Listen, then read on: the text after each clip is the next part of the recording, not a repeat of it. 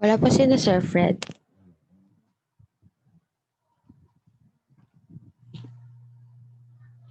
Ayan, i-admit ko na yung mga participants.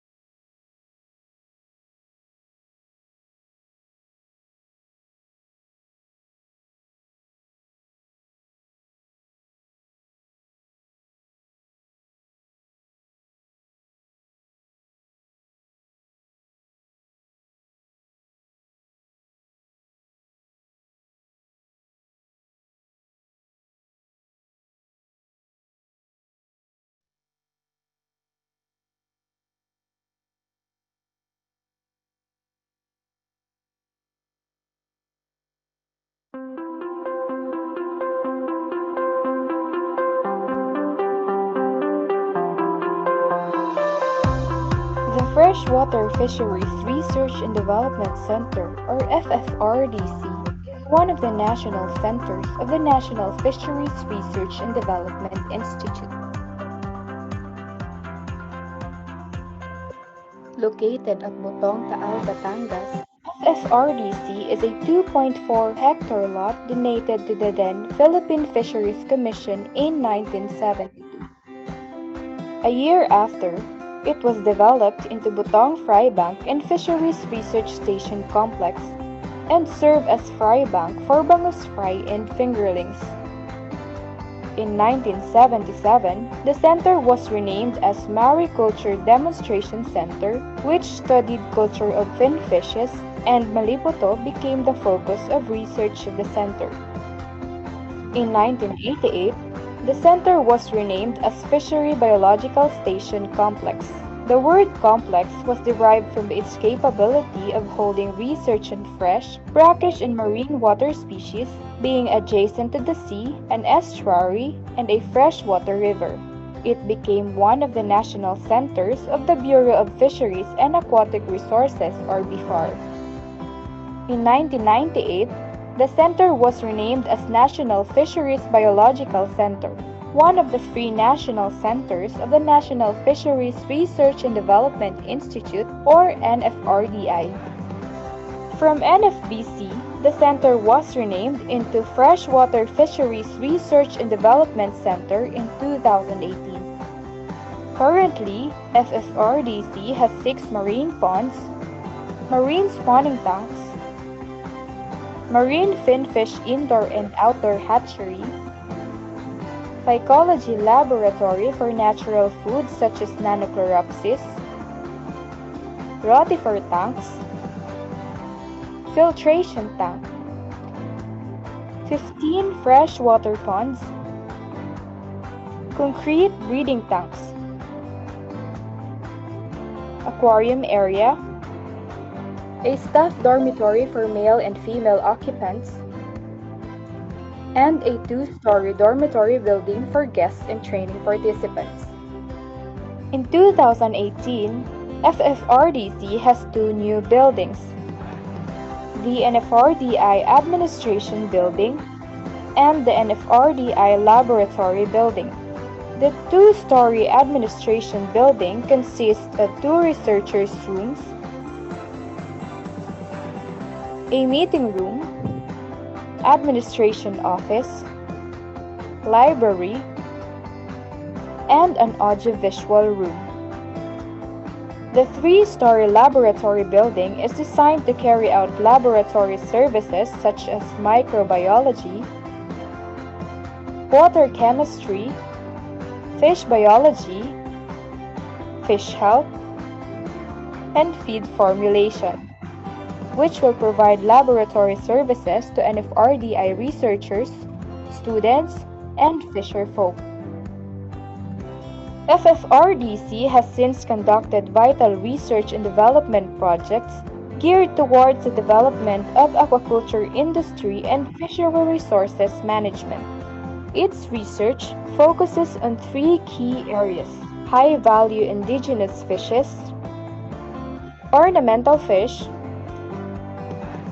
and inland fisheries management. FFRDC pioneered the captive breeding of the giant trevally, Caranx ignobilis or malipoto, in Philippine aquaculture. The first successful induced spawning began in 2006, larval rearing in 2009, seed production technology development in 2014,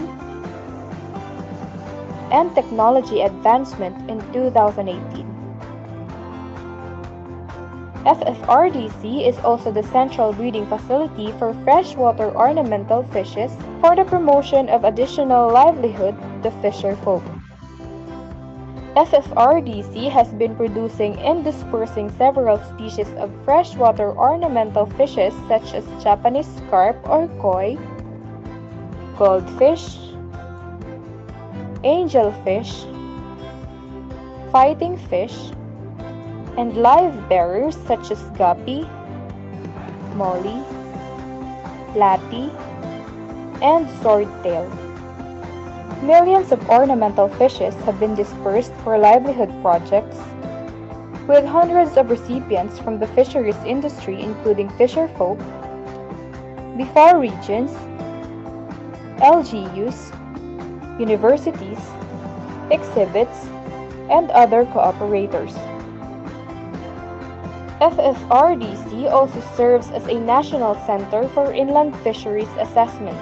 Due to its proximity to Taal Lake, the center has contributed to the pool of scientific information valuable in the conservation of fishery resources of the lake, such as stock assessment of captured fisheries since 1996, spatial and temporal distribution of ichthyoplankton, reproductive biology of the endemic freshwater sardine Sardinella tawilis, evaluation of extruded feeds for cage culture of tilapia and milkfish, and ecological impacts of invasive alien species in the lake. This research has supported policy formulation for biodiversity conservation and lake management, including recommendation of extruded floating feeds for cage culture, closed season for Tawilis fishing, and establishment of Tawilis Reserve Area or Sanctuary. A stakeholder consultation workshop for the endangered Sardinella tawilis was also conducted at FFRDC last December 2019, wherein a tawilis management plan was formulated. FFRDC also assessed the country's supply and value chain of marine and freshwater ornamental fish industry, Balipoto in the Philippines, and Tawilis in Taal Lake. Aside from these researches, FFRDC has previously conducted the following projects such as hatchery operation of the giant freshwater prawn, environment-friendly schemes in shrimp farming, culture of red mangrove snapper, saline tilapia production, experimental breeding of clownfish, and seaweed culture. FFRDC also provides technical assistance such as on-the-job training to BS Fisheries and other interested students, 2-week immersion program for senior high school students, annual Kids Summer Workshop, and technical assistance to high school, college or postgraduate students conducting research experiments, theses, and dissertations. FFRDC serves as training venue of NFRDI and other trainings for LGUs, fisher folk, and BIFAR regions. FFRDC also serves as tourist destination as part of field trips to the heritage town of Taal.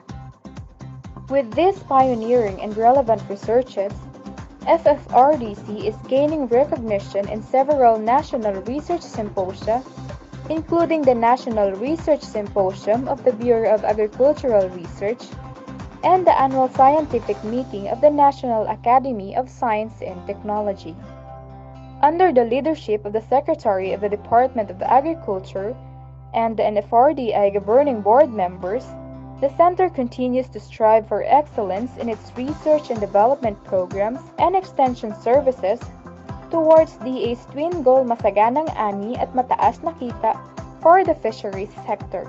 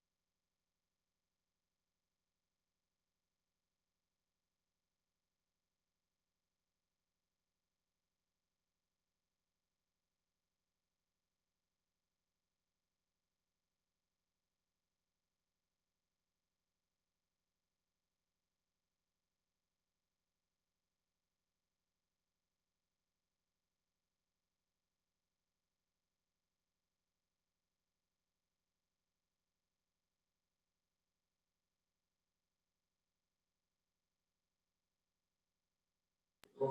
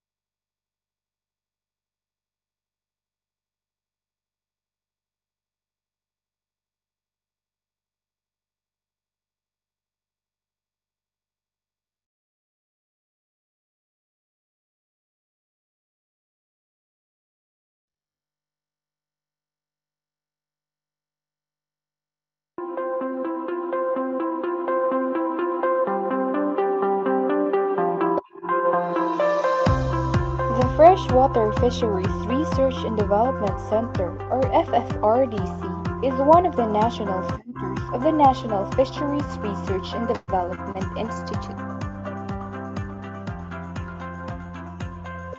Located at Botong, Taal, Batangas, FFRDC is a 2.4-hectare lot donated to the then Philippine Fisheries Commission in 1972. A year after, it was developed into Botong Fry Bank and Fisheries Research Station Complex and served as fry bank for bangus fry and fingerlings. In 1977, the center was renamed as Mariculture Demonstration Center, which studied culture of fin fishes, and Malipoto became the focus of research of the center. In 1988, the center was renamed as Fishery Biological Station Complex. The word complex was derived from its capability of holding research on fresh, brackish, and marine water species, being adjacent to the sea, an estuary, and a freshwater river. It became one of the national centers of the Bureau of Fisheries and Aquatic Resources, or BFAR. In 1998, the center was renamed as National Fisheries Biological Center, one of the three national centers of the National Fisheries Research and Development Institute, or NFRDI. From NFBC, the center was renamed into Freshwater Fisheries Research and Development Center in 2018. Currently, FFRDC has 6 marine ponds, marine spawning tanks, marine finfish indoor and outdoor hatchery, phycology laboratory for natural foods such as Nanochloropsis, rotifer tanks, filtration tank, 15 freshwater ponds, concrete breeding tanks,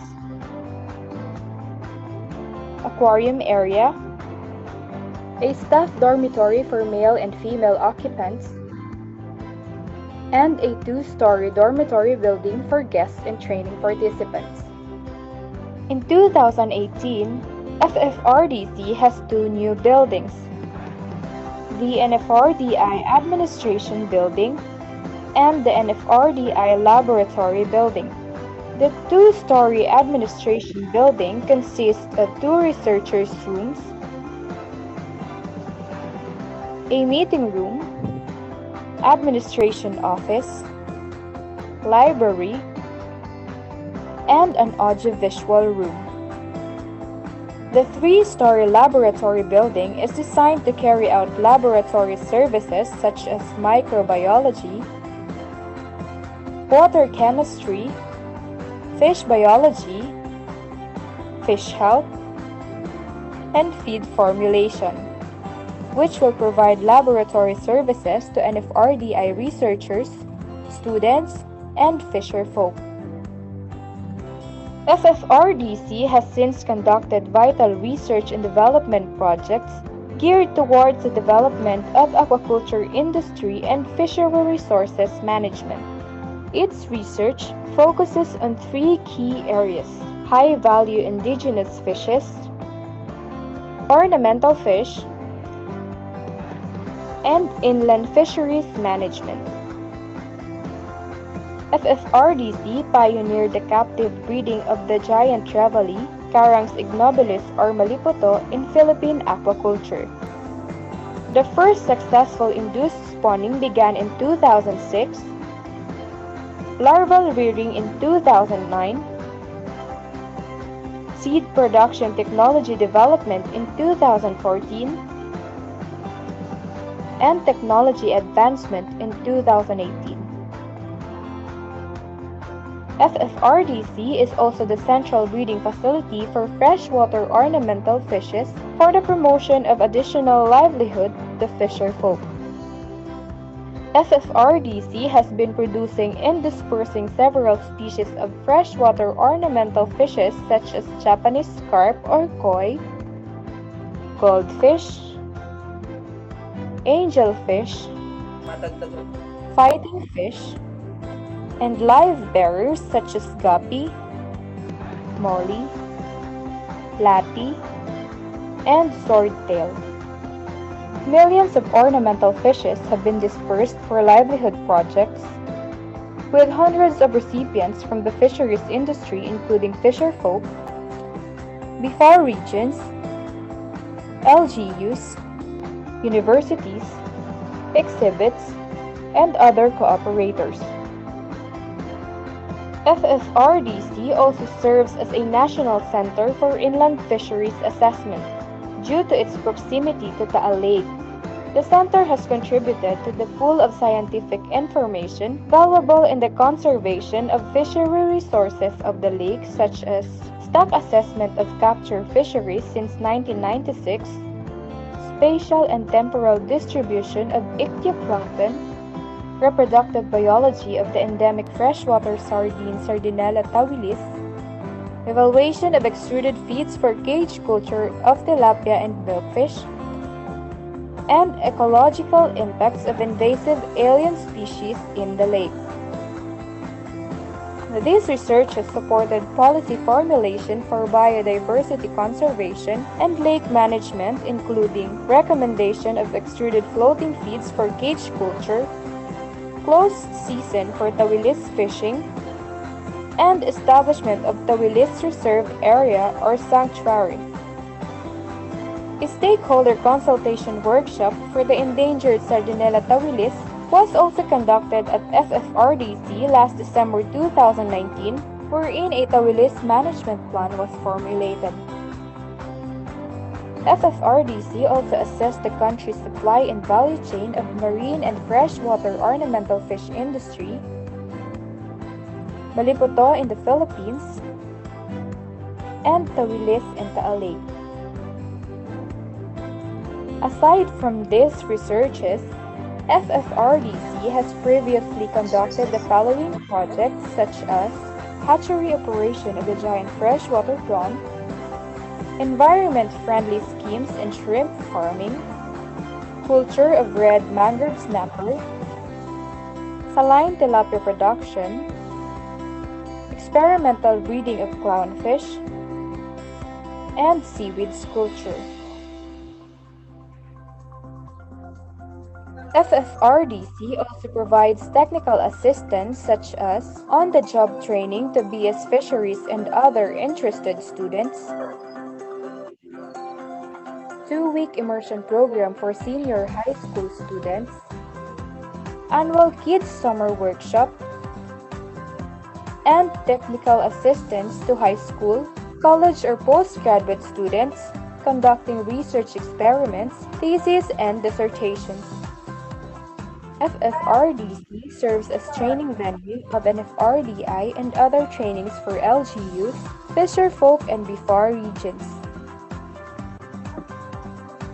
FFRDC also serves as tourist destination as part of field trips to the heritage town of Taal. With these pioneering and relevant researches, FFRDC is gaining recognition in several national research symposia, including the National Research Symposium of the Bureau of Agricultural Research and the annual scientific meeting of the National Academy of Science and Technology. Under the leadership of the Secretary of the Department of Agriculture and the NFRDI governing board members, the Center continues to strive for excellence in its research and development programs and extension services towards DA's twin goal masaganang ani at mataas na kita for the fisheries sector.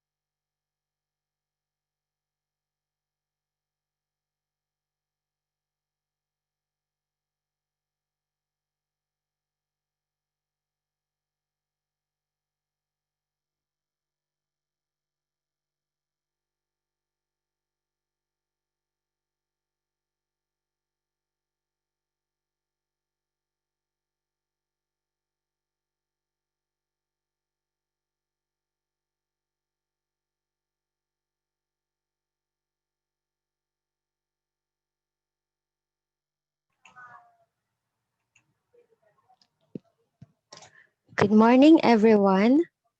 Welcome to the first webinar of the Philippine Journal of Fisheries, published by the National Fisheries Research and Development Institute under the Department of Agriculture. I am Cyrene Moncawe, Managing Editor of TPJF, and I will be your moderator for today. To start this online gathering, let us put ourselves in the presence of the Lord.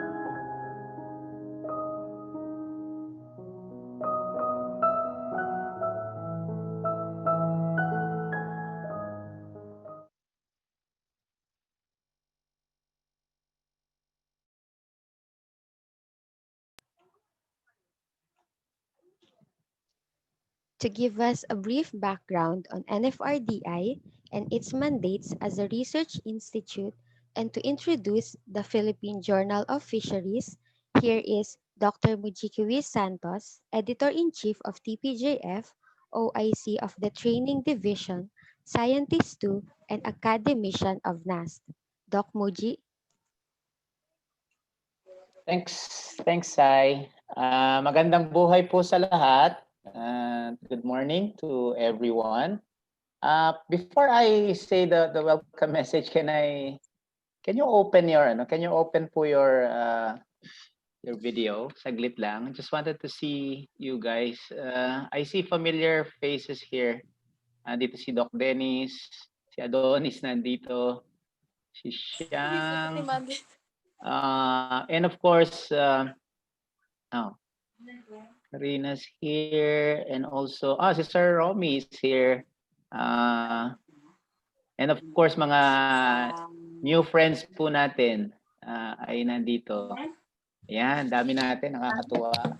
Welcome here sa ating first ever the Philippine Journal of Fisheries na webinar series. Ayan. Well, as you know po, the National Fisheries Research and Development Institute was established actually in 1998, but it was under the Republic Act 8550. Although officially nahiwalay siya sa Bureau of Fisheries and Aquatic Resources just this year lang. And so starting this year po, it's a fully separated agency under, or an attached agency, they call it, under the Department of Agriculture.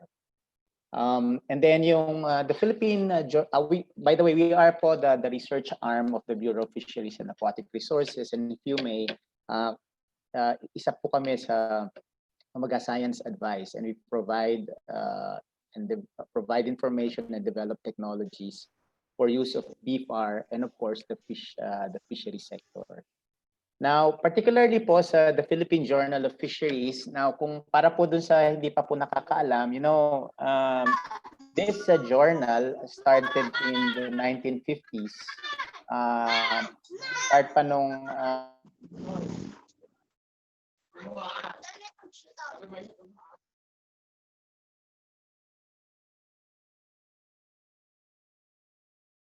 marami pong publications na nailabas po ito. In fact, many famous people now were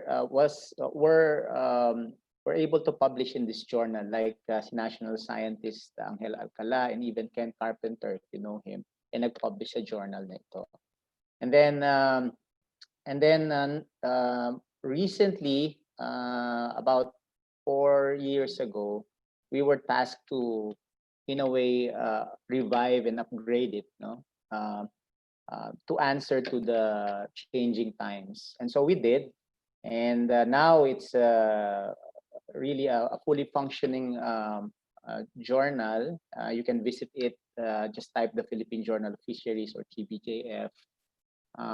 Marami na pong mga publications na lumalabas very recently. We have many features, and I guess more important, our editorial board, of course, you can see in the journal website. Many of them are Filipino experts, and of course, we do have foreign experts that are helping us out. And more importantly, I would think is yung indexing niya. Index na po siya sa ASEAN Citation Index at saka sa Food and Agriculture Organization of UN. And even in the local De La Salle University Citation Index database. Now, naka-apply na rin po siya sa Scopus at sa Web of Science or yung dating ISI. So we're very excited about that. And about a couple of, siguro mga 2 months ago, we were brainstorming on how we will be able to interface pa with the people and try to communicate yung mga results ng journal. While nandun naman yung scientific publication, and we do some, you know, we present or the papers there are being presented in national conferences, for example, and also being put out in social media.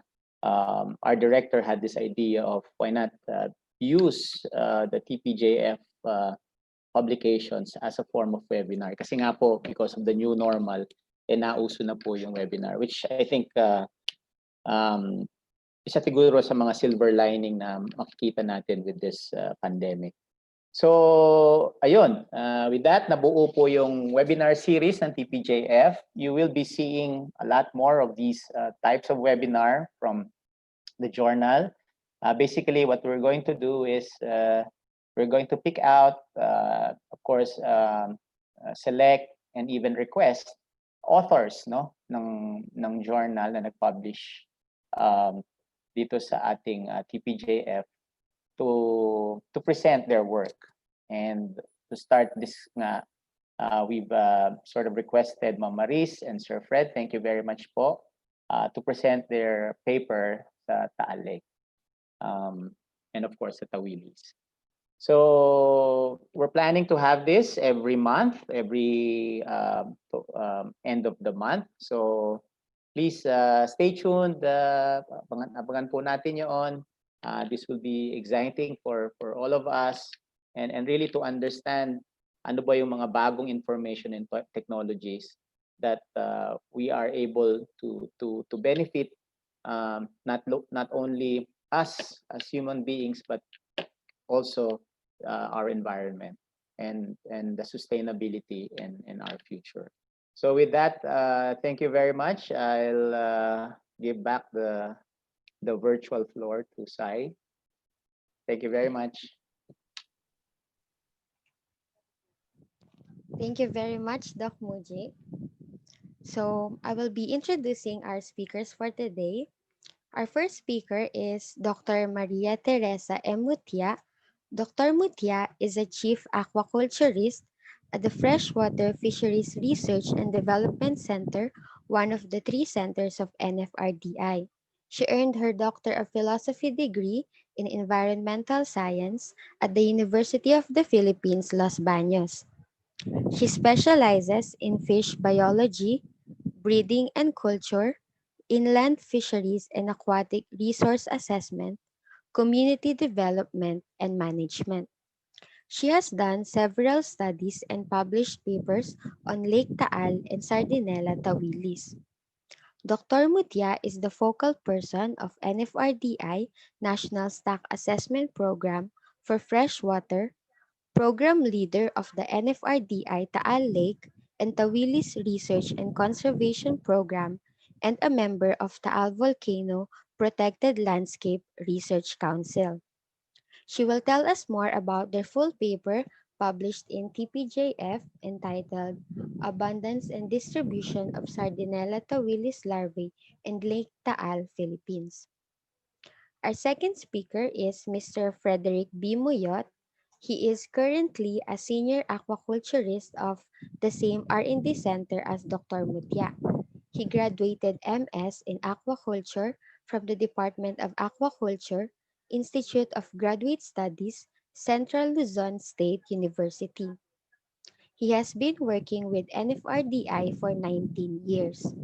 He will share with us the results of their research study entitled Growth Performance and Cost Efficiency of Tilapia and Milkfish fed extruded floating and non-floating feeds reared in net cages in Taal Lake. So now, I will hand over to Dr. Mutia to start our first discussion.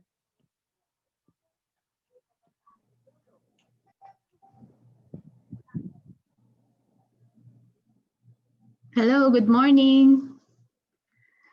Good morning po sa lahat. Kamusta po kayo? I hope everybody is okay. Una po sa lahat, gusto ko magpasalamat sa NFRDI and the TPJF group for having this first ever webinar. Kami po ang unang test animal. It's a good opportunity for us na binigay ng aming management headed by Director Lilian Garcia and the TPJF group led by Dr. Muji Santos. So this is an opportunity also for us researchers to share with you kung ano man yung aming mga results ng aming research studies, especially sa Taal Lake. And we are very happy that ang daming naka-join, no? Nakakatuwa. So, stay tuned lang po kayo. I-reserve nyo po yung mga questions ninyo later as we finish our presentation. Okay. Sign naka-flash na ba? Yan po. I-flash po ni MC. Ayan, ma'am. Ayan. Okay.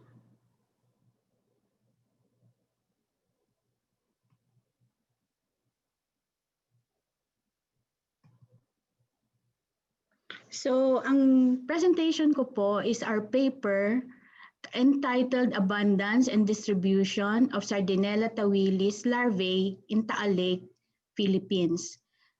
This was published in the Philippine Journal of Fisheries Volume 25, number 2, last July, December in 2018. But we did this research in 2014 and 2015. So, ang mga co-authors ko po dyan ay sila Maria Lourdes Meriles, si Myla Muyot, and Benji Tordesillas. Okay, next slide. Next slide, please. So, ang Tawilis po, we are very familiar with Tawilis. It's the only freshwater sardine in the genus Sardinella. So, it is endemic po sa ating Taal Lake and it is locally known as Tawilis. Its English name is bonbon sardine. Okay, next.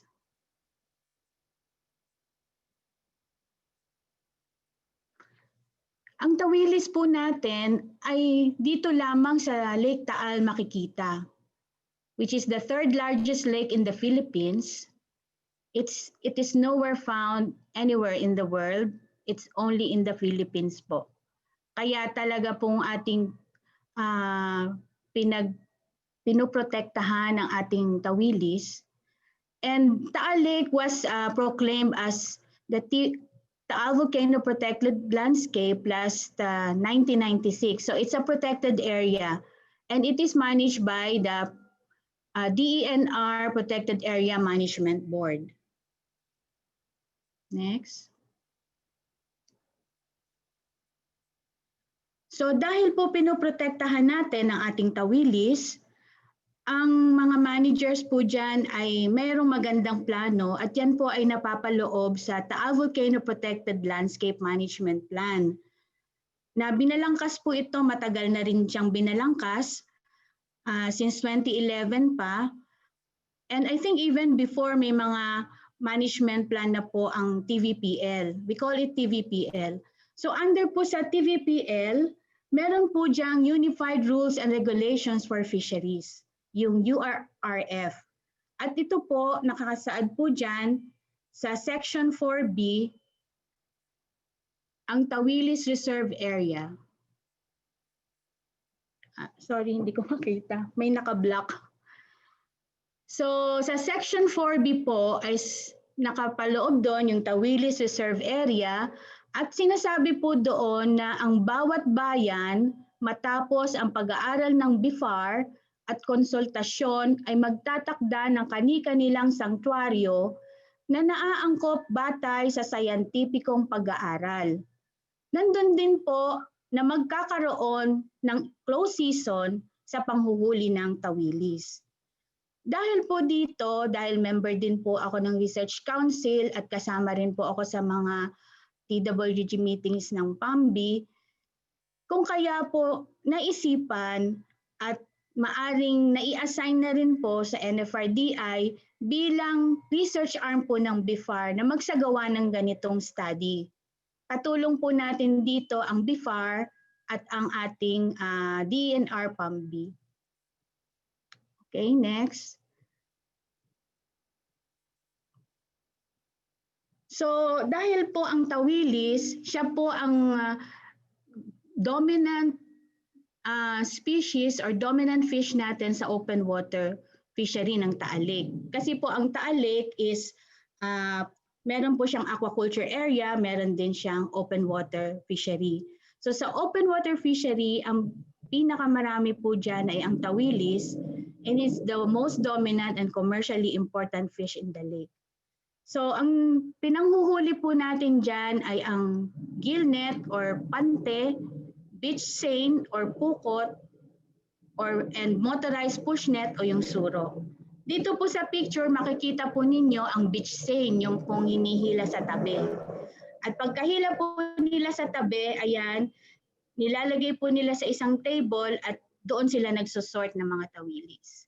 Doon naman po sa kanan, makikita ninyo yung mga kababaihan pagkatapos panghuhuli ng kanilang mga asawa ay nagtatagtag, ang tawag po nila dyan, nagtatagtag ng mga tawilis. Isa-isa po nila yung tinatanggal sa pante, sa gillnet, at siya po ay ibebenta na nila sa palengke. Okay, next.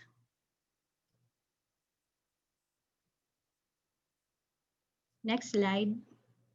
So ayan po yung isang actual na panghuhuli or pagtatangad, tawag po nila, pagtatangad ng gillnet or pante para makahuli po ng tawilis. Sa hapon, nilalagay po nila yan and then early morning, i-check nila at maagang maaga, may huli na sila. Tatanggalin na nila isa-isa. Okay, next. Next slide. Ito naman po yung isang malaking fishing gear na nanghuhuli ng tawilis. Ito po yung motorized push net or suro. Marami pong nahuhuli dito at iba't ibang sizes ang kayang hulihin ng suro na ito. Okay, next. Out na lang ito. Next slide. So dahil po sa pag-aaral ng NFRDI since 1996 pa po nag-start sa stock assessment, ay naitala po namin sa pamamagitan ng pag-i-interview o pagpunta po namin sa landing centers, yung kanilang catch ng mga fisher folk, mga actual catch po yan na aming nililista araw-araw, pumupunta po kami sa landing sites at naitala po natin na naobserbahan natin ang pagbaba ng production ng tawilis. Itong years po na ito ay yung sakop lang po ng pag-aaral ng NFRDI. But kung ikukumpara pa rin po natin sa mga nakalipas na panahon na taon, sinasabi nga po ng mga mangingisda at mga tao doon na kung kumpara noon sa ngayon ay talaga pong bumababa ang huli ng tawilis natin sa lawa ng Taal. Okay, next. Sa pag-aaral din po natin, yung kanina po ay landed catch, ito naman po ay yung tiningnan po namin ang mga sizes ng mga nahuhuli. So sinusukat po natin yung length, yung total length. At sa mahabang panahon, nakita po natin na umabot na po siya o sumobra na siya dun sa optimum range ng exploitation. Kapag lumampas ka po kasi sa 0.5, which ang value dyan na makikita natin is 0.59 to 0.62, masasabi po natin na ang stock po o ang tawilis ay overfish at yung pangkasalukuyang pong panghuhuli natin nila doon ay hindi na po sustainable. Kung kaya po patuloy po ang ating pagbabantay, pag-aaral para po mabigyan natin ng tamang impormasyon ang ating mga kababayan sa lawa ng Taal. Okay, next.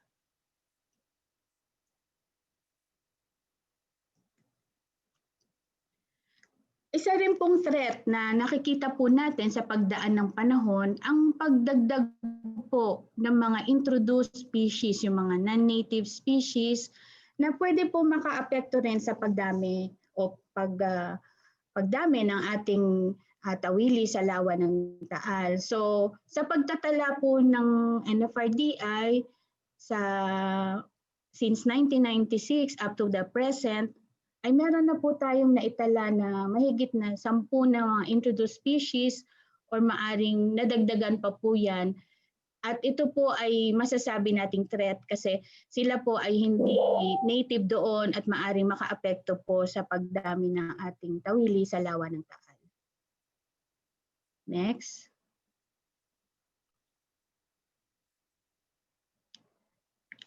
Kaya po itong pag-aaral natin na ito ay isinagawa po ng NFRDI. Ang pangunahin pong objectives natin ay malaman yung possible spawning grounds ng Sardinella tawilis at i-analyze natin yung distribution ng kanilang mga similya o larvae.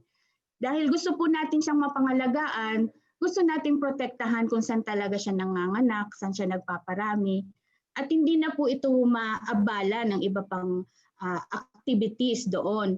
Nang sa gayon, mas lalo siyang dumami, mas lalo siyang mapakinabangan ng ating mga mamamayan.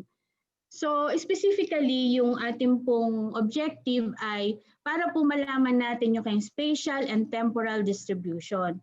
So para malaman po na saan ba talaga sila makikita yung mga similya, no?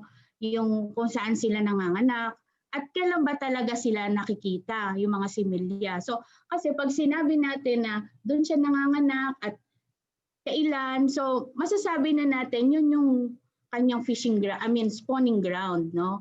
So kaya po ito pinag-aralan natin. And then ang isa rin pong objective natin is malaman yung relationship ng larvae distribution doon po sa environmental conditions. Bakit doon siya nanganganak? Anong meron ba doon sa environment ngayon? And then thirdly is mag-recommend po tayo ng policy options for the sustainable development ng Tawilis fishery. So yun nga po yung ating gusto na ito ay mapakinabangan pa ng ating mga susunod na generation kung kaya po natin inaalam kung saan ang kanyang pangitlugan. Okay, so yan po yung objectives natin. So next slide. So paano po natin ito gagawin?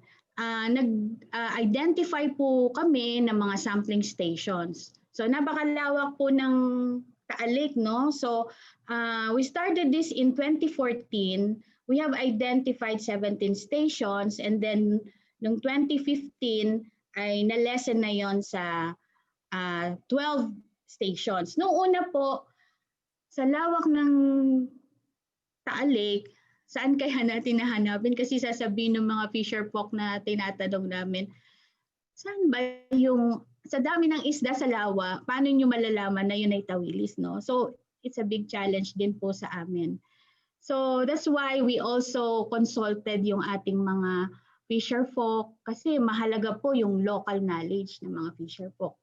Sinasabi nila, doon sa lugar na yon merong nagtatalsikan ng mga tawilis. So, it's also an indication na yun ang kanilang spawning behavior.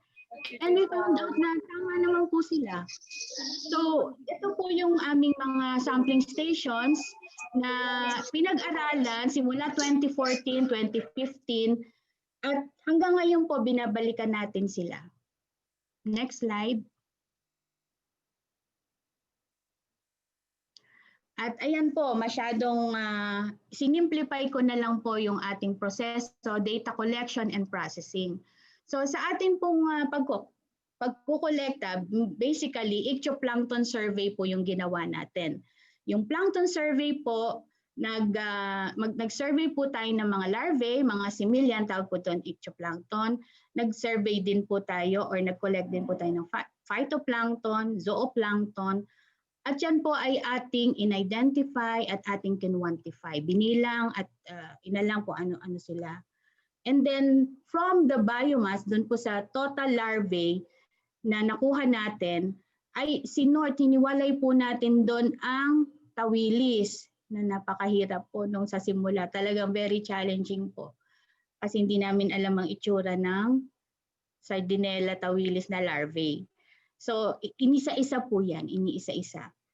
And then, bukod po sa plankton survey, meron po tayong water quality assessment. So, on-site, using the YSI multi-parameter sonde, ay kinuha po natin itong mga different parameters ng water such as water temperature, conductivity, TDS, salinity, DO, pH, turbidity, and chlorophyll. And then kumuha rin po tayo ng water samples for detecting the ammonia, nitrite, phosphate, and hardness. Pero yun po ginawa na natin sa laboratory sa ating opisina. And then chinek rin po natin yung mga data on meteorological or weather data natin from 2014, 2015, getting it from the Pag-asa data like the air temperature, relative humidity, rainfall, wind speed, wind direction, and cloudiness. Itong lahat po na data na ito pinrases natin sa tulong po ng GIS maps ay gumawa po tayo ng mapa at nilagay po natin lahat ng data natin para makita natin saan ba natin nakikita ang larvae, saan sila madami, tuwing kailan sila makikita sa panahon. At pinrases din po natin yung ating data, yung larvae versus its relationship with the environmental conditions using the Canocos software, using the redundancy analysis. So, ganun po yung pinaka-process ng pag-process po ng ating mga data. Okay, next. So, ayan po. So, ito lang po ay mga pictures na Nag-start po kami ng ichthyoplankton survey namin ng 8 ng gabi, 8 p.m. Ano po yan, dire-diretso hanggang mag-umaga. So walang tulugan po yan na sa lahat ng 17 stations.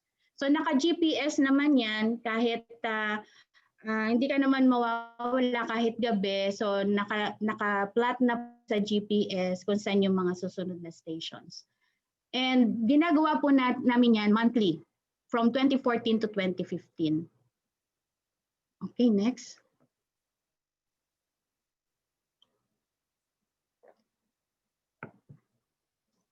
Ayan. Pagkatapos po, pagbalik namin sa office, sa laboratory po, ay pinaprocess po o sinusort yung, piniprepare po yung aming mga nakolekta na samples. So, meron sa water, meron sa plankton, at yan po ay siguro mga 1 linggo natin ipaprocess sa laboratory. So, plankton, isusort muna siya and then i-identify. And then we will compute the density of the zooplankton and then we will analyze din po yung mga water parameters natin. Okay, next. Ayan. So, ano po yung naging resulta? For 2 years, sa wakas, nakakita po kami. Kasi even before 2014, nag-try po kami at wala po kami nakitang larvae.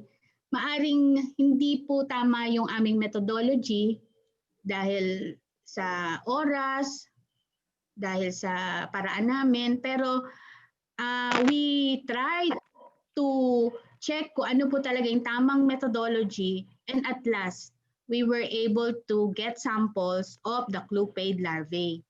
So, dinaan po natin to sa standard process o standard methodology on the identification ng clupid larvae. Hindi naman po ito naiiba sa ibang clupid na nakikita natin sa marine. Yun po yung naging basihan din namin sa morphological identification.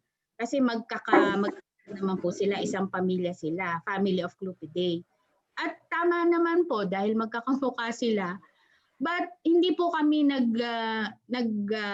depende lang doon sa morphology.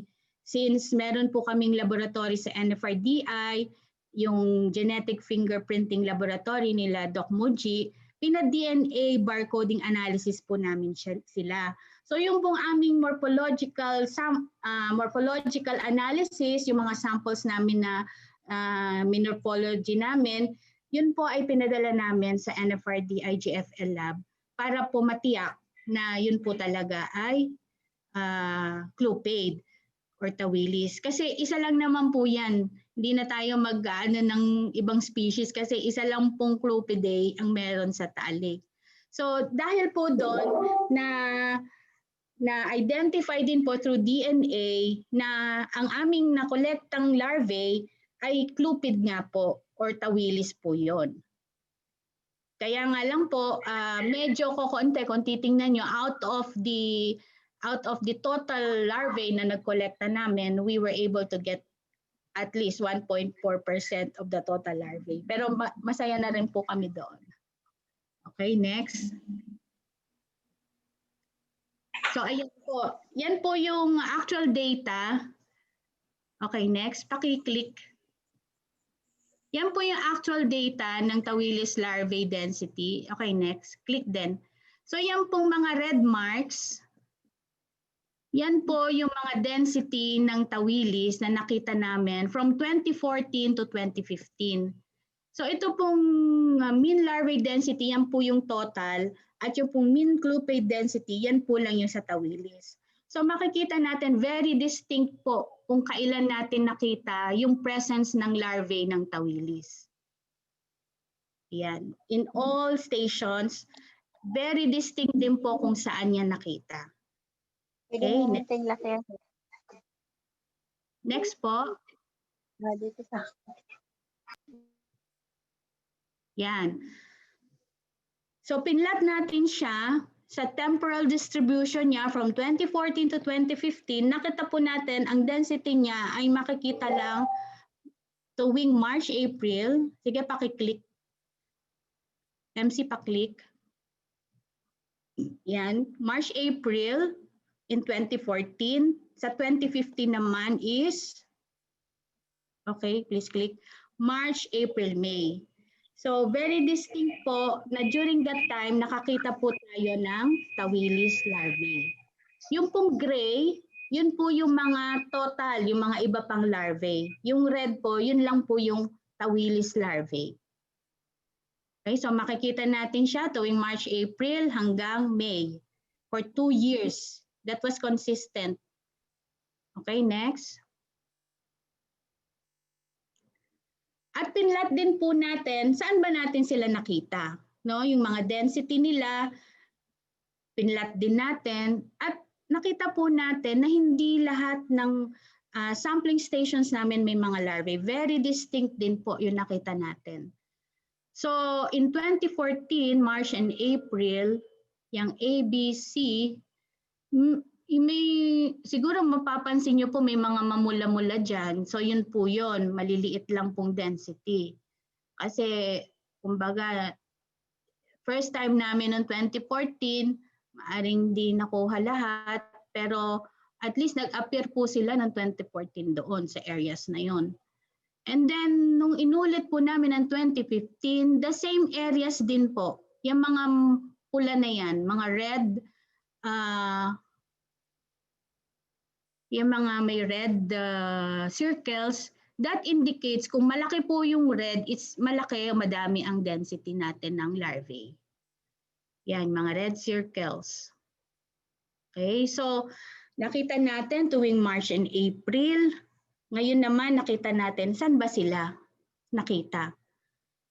Okay, next slide. Next slide. So, saang lugar po yon? So, nakita natin noong 2014 doon sa part ng Balete, ganun din sa nung March, nung April sa part ng yung number 3 po, yan po yung Pulang Bato sa Nicolas, yung 4 yung Cuenca, and then noong 2015, ganun din po sa part ng Balete, medyo malapit siya doon sa Pulang Bato. And then sa 2015 po, ayun, dumami na sila. Nakita rin natin siya sa Pulang Bato, sa Cuenca, and then sa Balete. Okay, so parang consistent din po, no? Consistent nga. Kasi doon lang sila nagkukumpulan, yung mga larvae. Okay, next.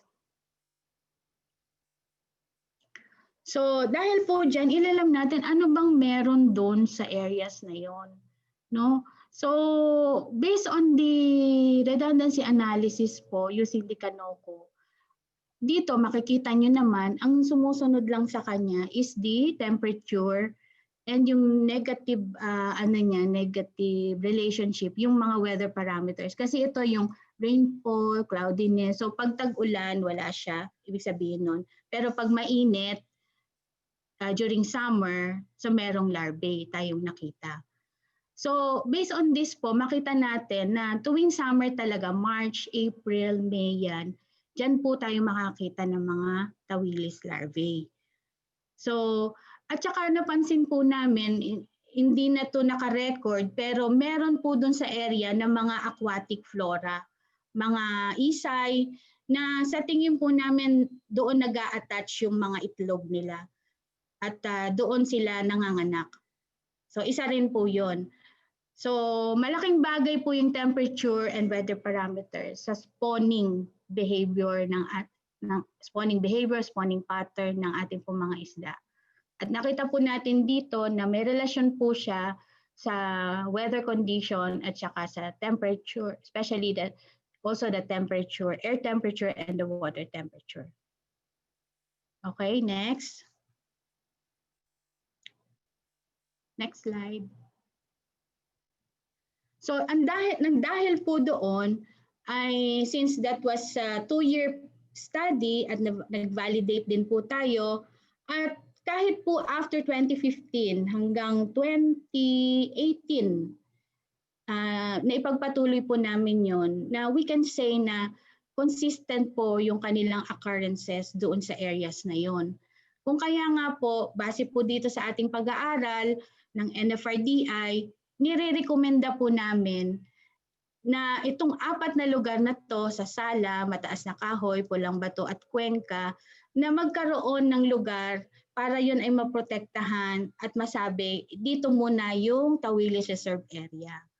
So yan po yung aming recommendation sa PAMBI. So pagkatapos po niyan, so diyan po nagtatapos yung aming study dahil nairekomenda na po namin sa PAMBI. Pero I think yung pag-aaral natin o yung resulta ng ating mga research ay hindi magtatapos sa recommendation, di po ba? So kailangan po ano na ang gagawin natin. So next slide po. So dahil po sa napag-aralan natin ito, for 2 years at pinagpapatuloy pa rin po natin dahil meron nga po tayong programa sa Tawilis. Ano po yung nangyari after this? Okay, next. Next slide. So, doon sa URRF, sinabi nila doon na merong scientificong pag-aaral ang BIFAR, NFRDI.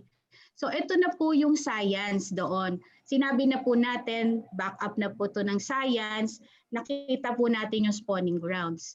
At ito po ay ipinresenta natin sa PAMBI, sa Protected Area Management Board, sa pamamagitan po ng BIFAR 4A. Kasi sila po yung nag-head ng Fisheries Subcommittee. So naipresenta po namin ito ng mga ilang beses at ito po ay dumaan po sa maraming consultation. Dahil po doon, very recently in 2019, ay nagkaroon po ito ng policy sa pamamagitan ng isang resolution ng PAMBI. So next slide please. Next slide. Paki-click MC. Yan. So doon po sa resolution na to, sinasabi po na yung establishment ng 4 na reserve area. Inadapt po nila yung pag-aaral na ginawa ng NFRDI sa tulong ng BIFAR 4A na ito pong 4 na areas na to ang itatalagang Tawilis Reserve Area. Okay, so hindi na po tayo mag-aalanganin sa ating mga policies kasi ito po ay science-based. Base po ito sa ating pag-aaral. Okay, next. Ayan. So, matapos pong maipresenta ito dahil katulong din po tayo ng DENR, ng PAMBI, ng BIFAR 4A, kasama po lagi rin ang NFRDI, sa pakikipag-ugnayan sa ating mga LGUs, fisherfolk, stakeholders. Kailangan pong masinsinang pagpapaliwanag ito sa ating mga stakeholders. At hindi po ito isang taon lang nangyari. Ayan po nakikita nyo 2017, 2018. At noon nga pong 2019, saka po sila nagkaroon ng isang resolution. Okay, next. Next slide. Yan. So pagkatapos pong maibigay yung resolution o maipasa ang resolution, ma-approve, kami po ay sumama kay Assistant Paso, si Ma'am Jazz, at saka si Atinet ng BIFAR 4A and the LGUs. At tinanong nila, saan ba itong mga to, Ma'am Maris? O di tinuro namin, ayun nakikita niyo po yung aming mapa at pinuntahan namin po yung mga lugar na yon. At tinuro namin using our GPS, o dito namin nakita yan, maraming larvae dito. Yan. And then sila po yung mag-decide. Sinabi lang po natin na dito natin nakita. And then together with the LGUs, together with DNR, PAMBI, ay sila po yung nag-decide talaga na ito, hanggang dito yung ating tatalaga na reserve area. So naging maganda naman po ang pagtanggap ng mga LGUs kasi naunawaan naman po nila ang kahalagahan nito. Kasi hindi po naman ito ngayong generation lang ang ating pinag-uusapan.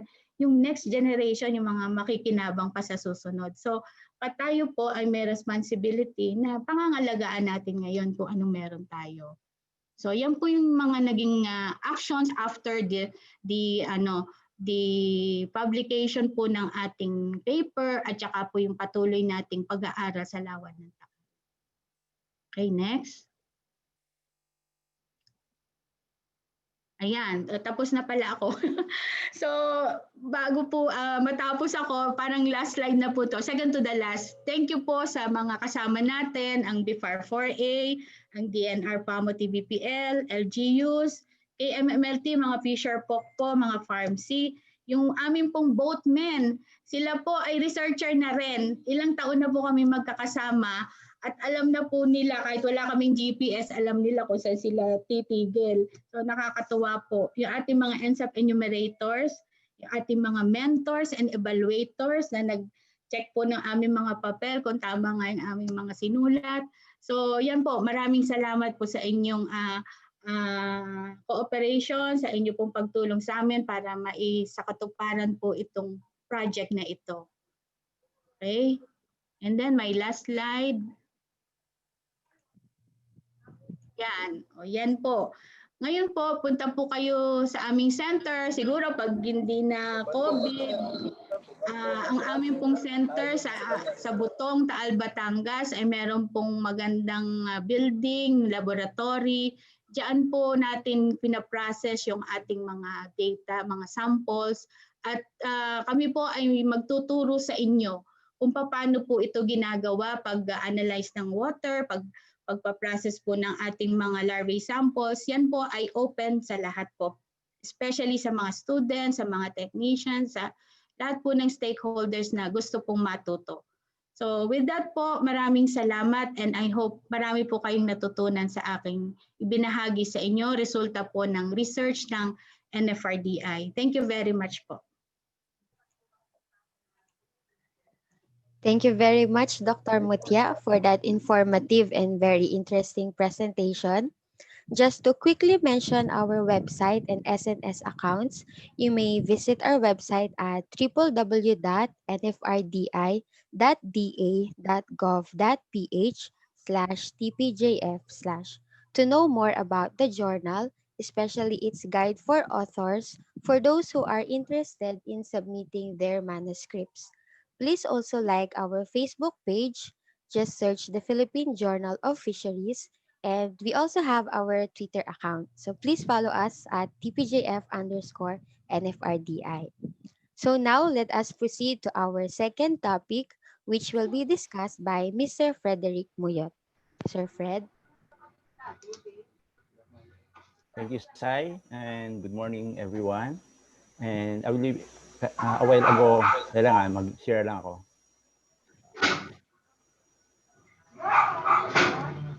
Okay. A while ago, Dr. Maris presented capture fisheries in Taal Lake, specifically on Tawilis.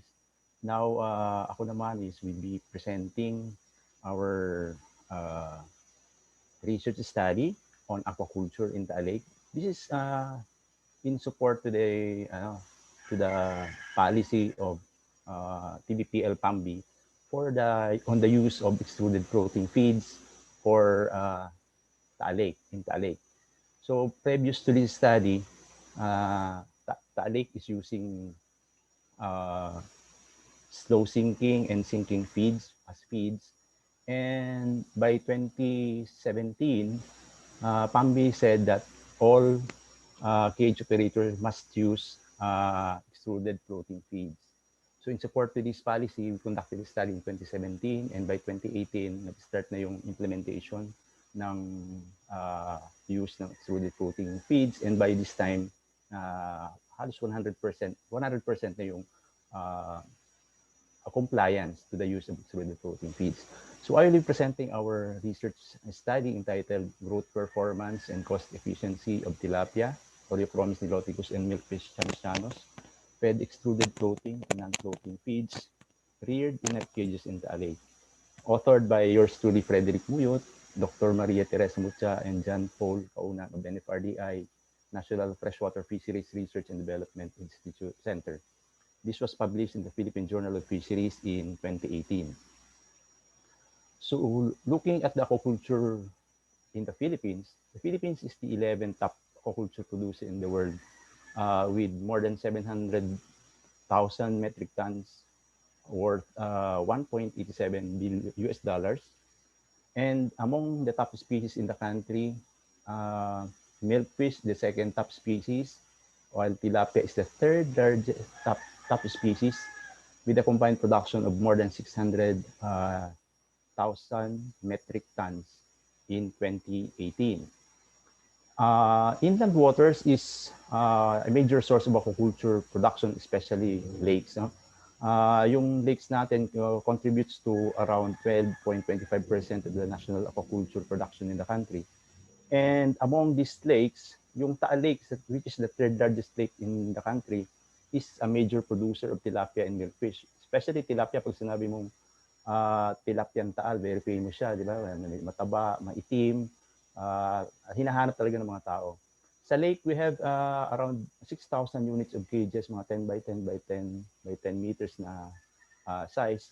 And each of these could produce at least 5,000 or 5 tons of fish per cage. No? So Taal Lake produces more than 70,000 metric tons of tilapia and more than 12,000 metric tons of milkfish per year, which is about mga 6.6% ng national aquaculture production sa Philippines. So if we look the cage aquaculture in Taal Lake, it is characterized by a very highly intensive system, high stocking density, mataas talaga ang stocking density dito. And then the use of full commercial feeds na sinking tsaka slow sinking prior to this study na medyo mataas ang FCR. And then culture period is very long. It takes about 6 to 8 months. And then because feed is a major input in cage aquaculture, mataas yung feed cost nila. Around 70 to 80% ng operating cost is feeds. About 200 to 300,000 pesos ang capital nila for each cage lang na 10 by 10 meters. And then dahil slow sinking feeds ang gamit, very high ang FCR nila. So mataas ang volume ng feeds na ginagamit sa lake. And then this may contribute to organic loading in the lake. As we know, mga 5 to 10% ng sinking feeds ay just go to the bottom that may contribute to organic loading. And previous to the study, slow sinking and sinking feeds are the main feed types used in the lake. If we look at the cages in the lake, for example, in Taal Lake, characterized by very high stocking density, you need a lot of feeds, large volume of feeds para palakihin mo siya to marketable size. No? If you are using sinking feeds or slow sinking feeds, the tendency is of around 5% to 10% of the feed would go to the bottom, contributing to organic loading sa ilalim. Fortunately, sa Taal Lake is very malalim siya kaya hindi masyado ganun ang effect niya. Now, this would contribute to the deterioration of water quality na could affect yung isda natin. Na yung mga previous mga years ay nagkaroon tayo ng problema on fish kill. So we have to prevent or avoid this kind of problems. The only way that we could do that is the use ng efficient feeds and of course observe yung good aquaculture practice para magkaroon tayo ng sustainable production and we have lesser water quality issues. So for efficient feeds, ang nakikita natin dyan na pwedeng gamitin is yung extruded floating. No? More efficient siya, stable sa water, saka lesser ang organic loading. Sinabi kanina ni Ma'am Maris, yung Taal Lake is under the management of the Taal Volcano Protected Management Board, Taal Volcano Protected Landscape. It is guided by the TVPL management plan. And under this TVPL management plan, nakalagay talaga doon na yung good aquaculture practice kailangan i-observe sa lake. Ang FCR should be not more than 1.8 tilapia, sa milkfish not more than 2. And then there yung use ng best available technology on feeding to reduce yung organic loading sa lake. No? And then most importantly, during this time in 2017, extruded floating feeds ay kailangan gamitin na sa lake. Lahat ng mga sinking feeds, low sinking feeds ay aalisin na. So medyo may hesitance on the part ng mga farmers kasi that time, hindi pa masyado ready yung mga feed millers. And then yung mga cage farmers ay medyo alanganin din kasi hindi pa na nasubukan. Although may ilan na nasubok. So for this, the PAMBI would need a scientific basis para maibigay to support this policy. So yung NFRDI in collaboration with DNR PASU and DFAR4A conducted this study to evaluate yung extruded floating feeds versus yung commonly used na sinking sa slow sinking feeds. No? So we conducted a study in 2017 with a general objective na ma-evaluate yung culture performance ng tilapia and milkfish using extruded floating feeds in comparison to the two type of feeds na aalisin na. No? Then specifically, we would like to compare yung growth, survival, biomass harvest, size distribution, feed conversion ratio, and then also compare yung simple cost and return ng mga feed, ng mga different feed type, yung feed cost and volume of feeds used in the culture using the different feed types. So for our methodology, we have two components, study components for the project. Study one for tilapia and study two for milkfish. Both will be comparing yung three types of feeds in the cages. So we have two study areas. Sa tilapia, we did this in Barangay Bilibinuang, Agoncillo, Batangas. Nasa middle left portion siya ng lake. And then sa milkfish, we conducted it is in Barangay Libiste, Laurel, Batangas. Nasa upper left portion sa ng lake, no? So, ito yung mga experimental cages na ginamit namin for the study for tilapia in Agoncillo and milkfish in Laurel. Cage frame niya ay 10 by 10. Dinivide namin into 4.5 by 4.5 by 6 meter na cages. And then we laid out our experimental design in RCBD or randomly complete block design with three replication. Each block ay merong tatlong representative ng tatlong feed treatments for study. Yung isang unit, experimental unit is 4.5 by 4.5 by 6 meter cage net. No? Yung 10 meter kasi na 10 meter by 10 meter cage ay yung standard size sa Taal Lake. So we just divided it into smaller net cages. And then we compared yung tatlong feed treatments. Yung una, yung floating feed, extruded floating feeds, which is recommended to be used in Taal Lake. No?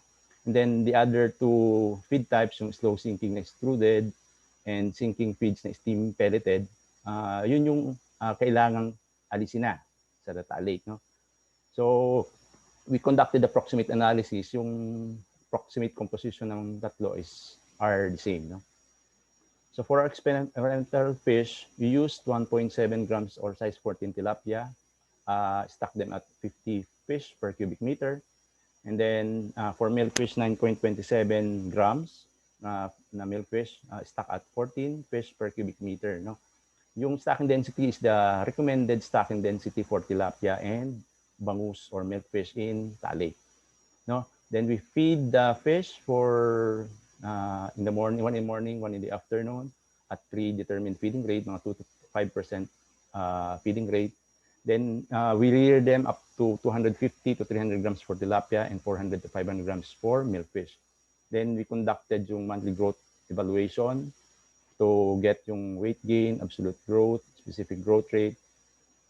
And then we also computed for the survival rate based on the harvest and the FCR or feed conversion ratio based on actual consumed feeds and biomass of fish harvested at the final stage.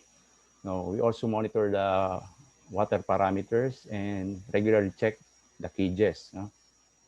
So basically, this is the methodology that we use, yung mga activities na ginawa namin for this project, yung feeding, then after the feeding, after ma-reach yung harvestable size, is we harvest the fish, and then we sort them by size. And then we get the individual measurement for each size group.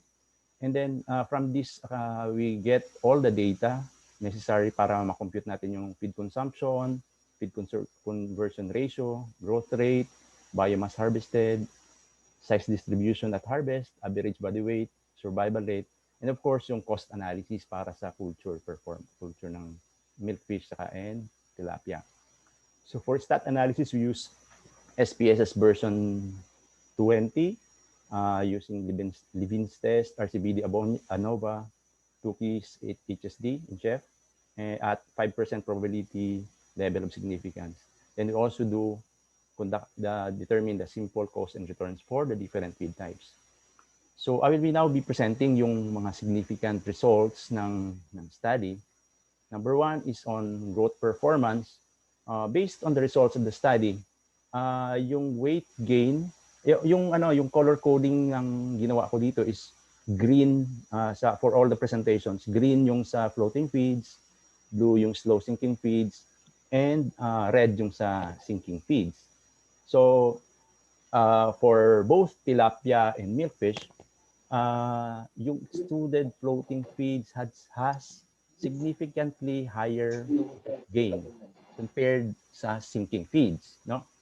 So, pero there's no significant difference sa weight gain between extruded floating feeds and slow sinking feeds.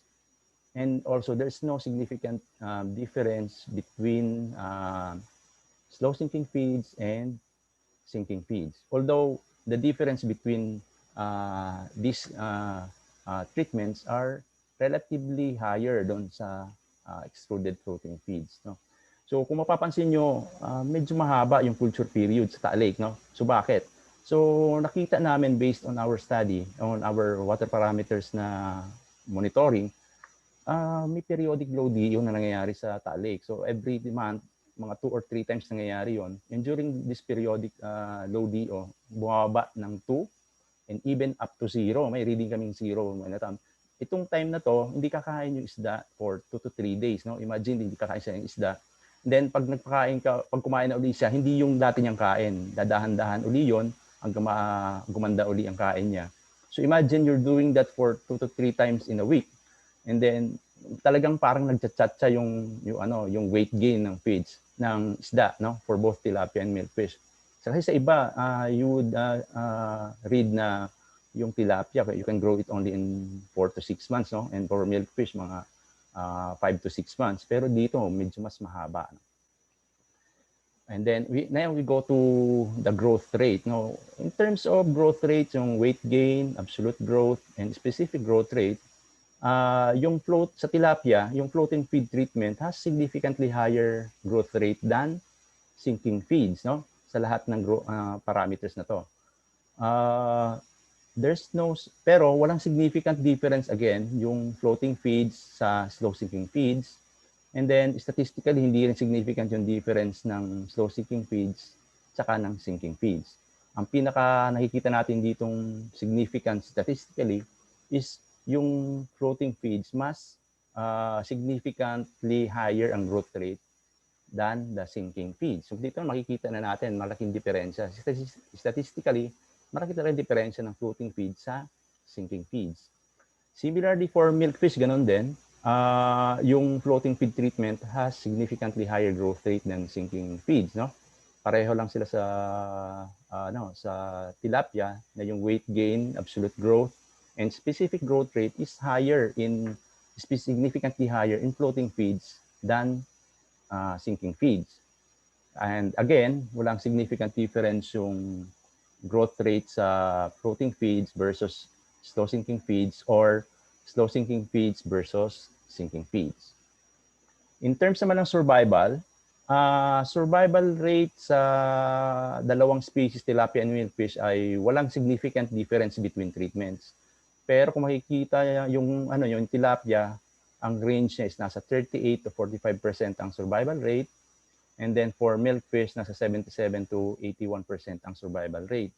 Kung makikita natin sa table, medyo relatively medyo low ang survival rate ng tilapia. No? Actually, yan ang typical na survival rate sa Taal Lake. Yung iba nga umaabot ng mga 30% lang. No? So one of the observable reason for this is yung periodic low DO, no? So humihina yung isda, nagkakaroon ng patay-patay. And then we observe gradual mortalities, yung tinatawag na hibay sa Taal Lake. humihina siya in appetence, tapos erratic swimming behavior, hanggang sa mamatay na siya kung hindi mo mapansin.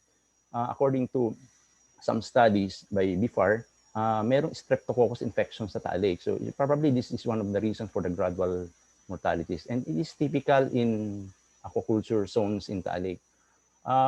Fortunately, yung milkfish hindi siya affected dito kasi medyo mataas yung yung survival rate, and wala kami nakikita na similar observation sa katulad sa tilapia.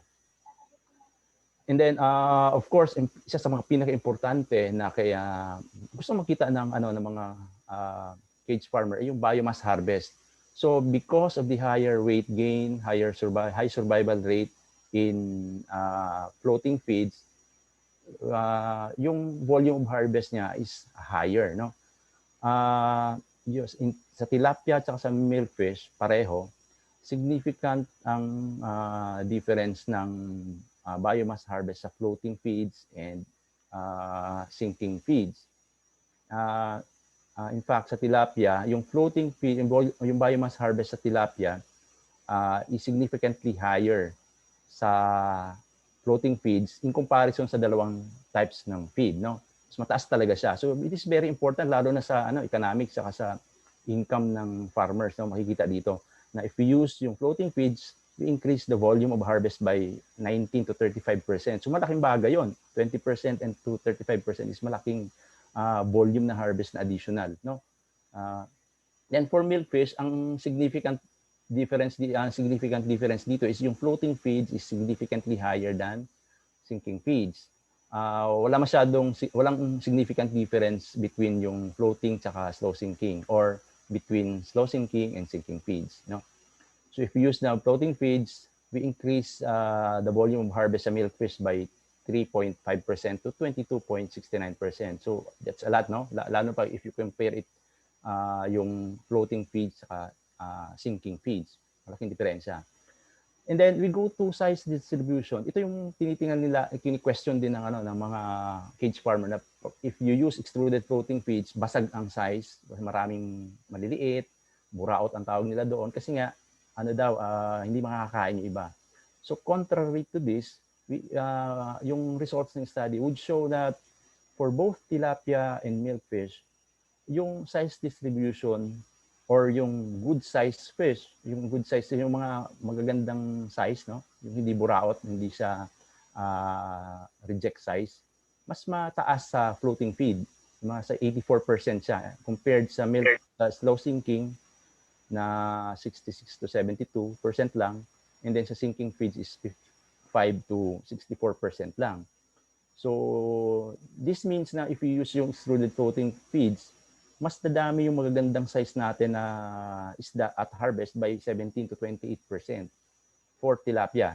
And then for milkfish, yung good size fish natin could increase by 11 to 20%. So mas maganda yung harvest natin kasi mas uniform ang size niya na mas malalaki if we use yung floating feeds, no? Kumpara sa slow sinking and sinking feeds. So, based on our observation, kaya nakita natin na medyo mas maganda yung floating feed na isda. Maganda yung maganda yung size distribution niya. Kasi yung sa floating feeds natin,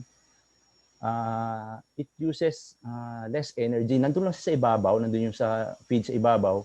Parang bumubuka lang yung bibig niya, parang baboy, no? Pinapakain mo lang, hindi siya masyado gumagalaw. So, less energy yung ginagamit niya for catching the food. So, more weight gain. So, instead na maglangoy-langoy siya na mabilis, doon lang siya, nakabuka ang bibig niya, ay ayos na. And then, there's also equal chance of feeding kasi nasa ibabaw sila, then nasa ibabaw yung feed. So, uniform sizes at harvest talaga. In comparison, yung sa slow sinking, marami, kasi mabilis mag-sink yung, lalo na yung sinking feeds, the fish would have to catch the feed by swimming, no? Yung mabibilis, malabay nakakain. And then yung maliliit, yung mabagal kumain, mabagal lumangoy, hindi na masyado nakakain. So at harvest, yung energy nila for catching the food is very high, no? So nauubos energy nila. Nababawasan yung energy na supposedly paglaki na yon, no? So at the harvest, you would observe na there are a lot of smaller size at harvest. Of course, yung sa floating feeds would only be magiging lang siyang realistic if we follow yung stocking density, recommended stocking density. Kasi pag sobra-sobra nasa ilalim talaga, punong-puno even up to the bottom. So yung tendency yung mga nasa bottom could not feed also. So yun ang natin, we have to follow yung recommended stocking density for the floating feeds to be effective, no, and efficient. So in terms naman of feed conversion ratio, so very important yung feed conversion ratio. Feeds kasi pinag-uusapan, and then we know that 70 to 80% ng production cost is feed. So very important yung feed conversion ratio. So dito sa study, our results would show na for both tilapia and milkfish, yung extruded floating feeds has significantly lower FCR compared to sinking feeds. No? Although sa milkfish, there's no significant difference between floating feeds and slow sinking feeds, and there's also no significant difference between slow sinking and sinking feeds. But the important thing in this result is that yung floating feeds has significantly lower na feed conversion ratio than the sinking feed. So yung floating feed sa tilapia has 1.39 ang FCR, sa sinking feeds naman is 1.99. For milkfish, FCR is 1.79 versus yung sinking feeds na 2.41. So for those yung hindi masyado familiar sa FCR, so yung FCR would mean yung, if you say na 1.39 ang FCR, that would mean na for every kilo ng tilapia, you would need 1.39 kilos of feeds, no? So costing ang pinag-uusapan dito kasi feeds yan, pera, no? So the lower yung FCR, the lower ang cost of production mo to produce 1 kilo of fish, no? So because yung efficient yung extruded floating feeds, yung feed consumption or yung feeds na ginagamit for culture is lesser for extruded floating feeds.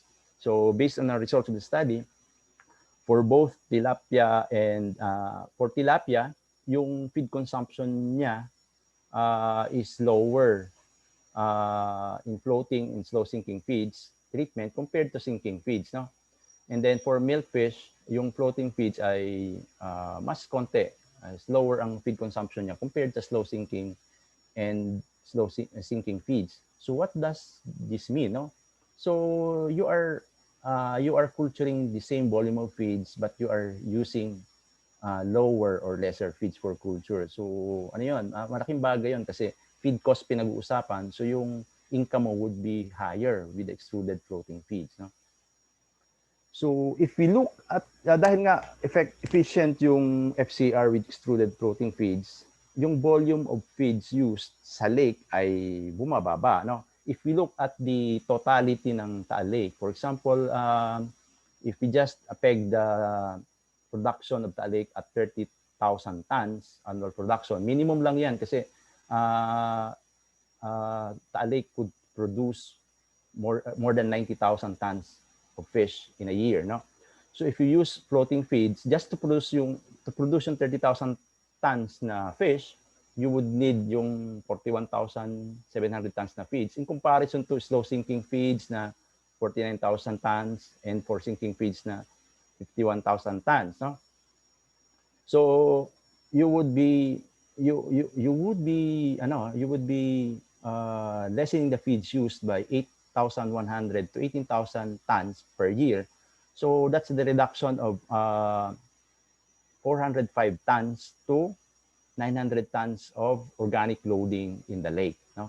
So malaking bagay yan kasi imagine yung 405 tons to 900 tons of organic loading per year yan. Yan ay for 30,000 tons lang. What if Taal Lake produces more than that? So, or 90,000 tons, for example. So, ika-times 3 mo yan. So, ganun kadami yung nare-reduce natin na organic loading sa Taal Lake if we use floating feeds, no? instead of using the slow sinking and sinking feeds. And then, more importantly din, yung cost and returns, no? So, ito yung tinitingnan lagi ng mga cage farmers natin. Based on our computation using our data results, based on our computation, yung floating feeds would have a higher net income compared sa slow sinking and sinking feeds. 200,000 mahigit sa floating feed. And then for slow sinking, nasa 100,000 lang mahigit. Then for sinking feed, nasa 43,000 lang. So more than double, double or triple yung even 5 times kung sinking feed ginamit mo. Ang net income if you use yung floating feeds, no? So dahil nga efficient yung extruded floating feeds, if we look at it as the operating cost, na mataas masyado operating cost, so bababa yung feed cost mo sa feeds using extruded floating feeds. So more profit yon. For example, if you are producing to produce yung 5,000 kilos na fish in a cage, and if you're using floating feeds, slow sinking feeds, and sinking feeds, if you compare that three, you lessen the feed cost by 41,000 to 75,000 if you use floating feeds instead of the slow sinking and sinking feeds, no? And then yung volume ng feeds is the same lang. So you lessen your feed cost by 16 to 30%. And then medyo malaki yan kung kukumparin mo. Instead na meron kang 100,000 na feed cost, nasa nasa mga 80 to 70,000 na lang na feed cost ang gagamitin mo to produce the same volume of harvest ng fish, no? So makikita natin dito talaga yung advantages ng using extruded floating feeds. And in summary, makikita natin, if we use ang extruded floating feeds, we could achieve yung higher weight gain and growth rate, and then we achieve yung high survival rate and FCR ay low.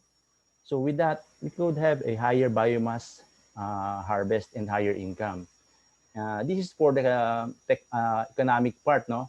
For the lake quality part naman, you use lower volume of feeds if you use extruded floating feeds. And then because of that, you have lesser organic loading. And then,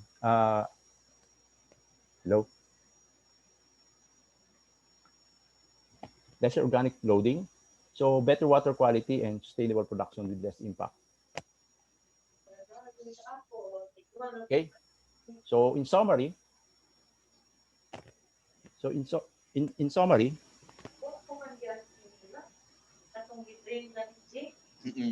hello. So in summary, hello.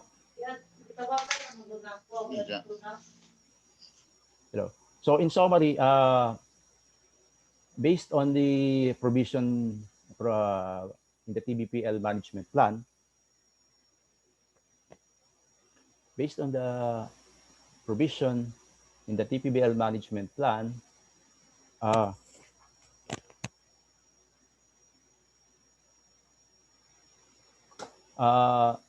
yung provision for FCR is based on the study dito, mas mababa yung yung sa tilapia and milkfish na FCR na nakakuha using extruded feeds. So we could na-justify yung use of extruded feeds for the provision ng PAMB. On reduction of organic loading, the use of extruded floating feeds in this study also showed na lesser organic loading due to lower volume of feeds used. And then most importantly, yung implementation on the use of extruded floating feeds in cage culture. This study had showed na justifiable yon because using the extruded floating feeds, higher ang weight gain, higher ang volume of harvest, high survival rate, higher net profit, better size distribution, and lower ang FCR. So in summary, extruded floating feeds is recommended for cage aquaculture in the lake, no? So after this study and in 2017 and then 2018 nag full implementation ang PAMB TVPL on the use of extruded floating feeds. By 2018 halos 100% ang compliance on the use of extruded floating feeds.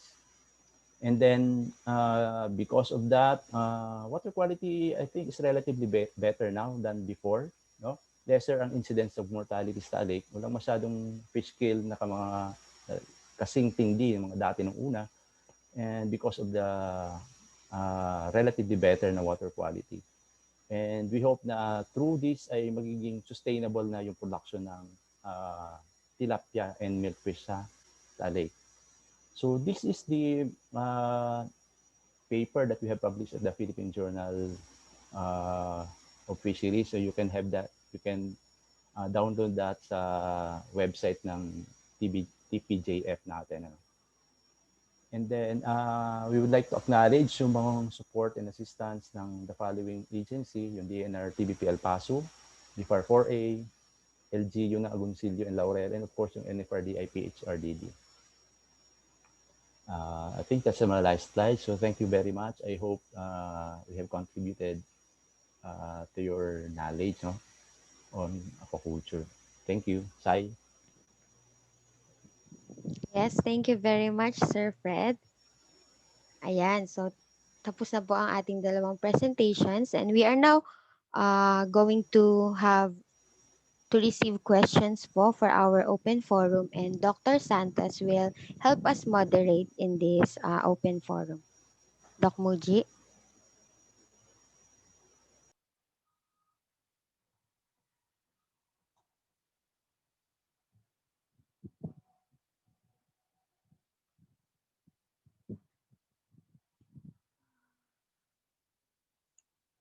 Wait lang, Doc. Alright, sige. Thank you. Ang hirap mag-sign language kung paano yung sign language ng unmute kasi na-mute po ako ng mga host. Anyway, thank you very much po kay Ma'am Maris at kay Sir Fred. Both did very good research work, fantastic presentations. You know, kitang-kita po yung robustness nung data nila in terms of the science. And more importantly, how they were able to answer convincingly yung management question, no? Dun sa kanilang science. And to me, I think yun ang importante sa lahat when we do science is we do answer very important questions and we answer them convincingly. So congratulations kay Ma'am Maris at kay Sir Fred for those awesome presentations. Pinapaabot po ng aming director, si Director Lilian Garcia. We call her Ma'am Lilian. Ang greetings niya po, hello daw po sa lahat. Unfortunately, she's now very busy preparing for an APEC meeting maya-maya lang po. Kaya po hindi po siya natin makasama for this webinar. Pero naka-record naman po to at she promised na papanoorin niya in full yung pong presentation and of course yung ating magiging question and answer part dito sa ating webinar. Okay, so ready na po ba tayo? Ready na? Ready ka na, Ma'am Maris, Sir Fred? Ready na. Ready na? Okay. Meron pong mga question na na-type sa chat. So I'm going to read them out and then ask our speakers. And then later, you can actually also naman i-unmute nyo yung sarili nyo if you have some questions. Pwede rin po yun. But unahin ko muna po itong mga nakasulat dito. Okay. For the first question, kay Ma'am Maris, this is from Ma'am Fidelia Flormero. Ang tanong niya, Ma'am Maris, are there any studies regarding the effects of Taal eruption on the population of Tawilis? Thanks po. Ma'am, thank you very much for your question, no? And it's very timely yung tanong talaga na yan. Fortunately and unfortunately, fortunately muna, meron po tayong approved project tungkol dyan. Kasi ang NFRDI po, tuloy-tuloy yung pag-fund natin sa mga projects regarding Taal Lake and Tawilis. Pero pumutok po kasi yung bulkan, kaya ang isang limitation po namin ay magpunta doon. Pero nakakakolekta naman po kami. So ongoing po yung data collections namin, siguro by the end of 2020, meron po tayong data na maipipresent kung meron po talaga naging epekto yung pagputok ng bulkan sa population po ng ating, hindi lang Tawilis, kung hindi yung fishery, open fishery ng Taal Lake. Okay. Next question would be for Sir Fred, no? From MB Espino. Sir Fred, are the feeds daw, yung floating and sinking used by the fisher folks have growth promoters other than the main protein components? Thank you. Sa pagkakaalam ko, wala namang growth promoters. Is the usual naman na feed na ginagamit, na commercial feed sa sa Taal Lake, no? I think yung mga yung mga protein content, yun lang yung importante doon na pero wala, sa pagkakaalam ko, wala namang growth promoters na ginagamit. Yeah, I think it's just a matter of difference sa preparation ng feed, Sir Fred. Okay. Yeah, okay. Thank you. Sige, bago po tayo tumuloy dun sa next question, I think our speakers and NFRDI will be more than happy to share po yung PowerPoint in PDF formats. Isesend po sa email ninyo. Ayan. So, kailangan po nag-register po sila. Okay. So, ito kay Sir Fred ulit. Based from Lord Martino Mondigo, based on your proximate analysis po, does extrusion or steam pelleting affected the protein content or other nutritive values of the formulated feeds, which might somehow contribute to the results of the study? Thank you. Okay. Meron kaming proximate analysis na ginawa. Actually, nandun yun sa paper na na-publish, no? Pero hindi ko na sinama dito para mas mapaikli lang. Pero yung proximate analysis na ginawa natin for the 3 feed types na ginawa is the same, no? The same, halos similar lang yung proximate composition in terms ng food protein, fat, carbohydrates, and the other nutrients, no? So, meron din kami statistical analysis na ginawa, no? There's no significant difference doon sa sa proximate analysis between the 3 feed types, no? Sa extrusion process, yung study kasi is not on the manufacturing process, eh. So, tayo gumamit lang, nagkontrata lang tayo ng isang feed miller para pare-parehin lang yung yung feed composition in terms ng proximate analysis, no? Thank you. Yeah. And apparently, Sir Fred, no, dahil lumaki yung isda, mas maganda yung laki niya. Apparently, well, parang hindi masyadong naapektuhan yung protein content. I was just thinking of that. Of course, hindi siya direct evidence, but things that may seem to point to that. Doc, if I may add, yung extrusion process kasi, medyo mas highly digestible yung yung feed components, no? Right. And then there's yung loss ng nutrients ay minimal kumpara sa sinking feeds na steam pelleted na process. So minimal yung loss ng nutrients, and then yung feed quality mas maganda pag yung extrusion process ang ginawa. So dahil dito, yung efficiency ng feeds highly digestible, sa madali siyang ma-convert into fish flesh. So kaya mas mabilis yung laki ng isda. Unlike for mga sinking feeds na marami yung nutrient loss during the process, no? So yun siguro yung main factor kung bakit mas mabilis lumaki at mas efficient yung feed ng extruded floating. Thank you. Okay, sige po. And by the way, I cannot overemphasize yung importance ng tulong niya sa environment, no? Kasi nga, oo. Yes po, Ma'am Maris, you want to add something? May I add? Initially, nahirapan talaga ang PAMBI to implement this kasi medyo mahal yung extruded feeds at hindi pa siya common that time.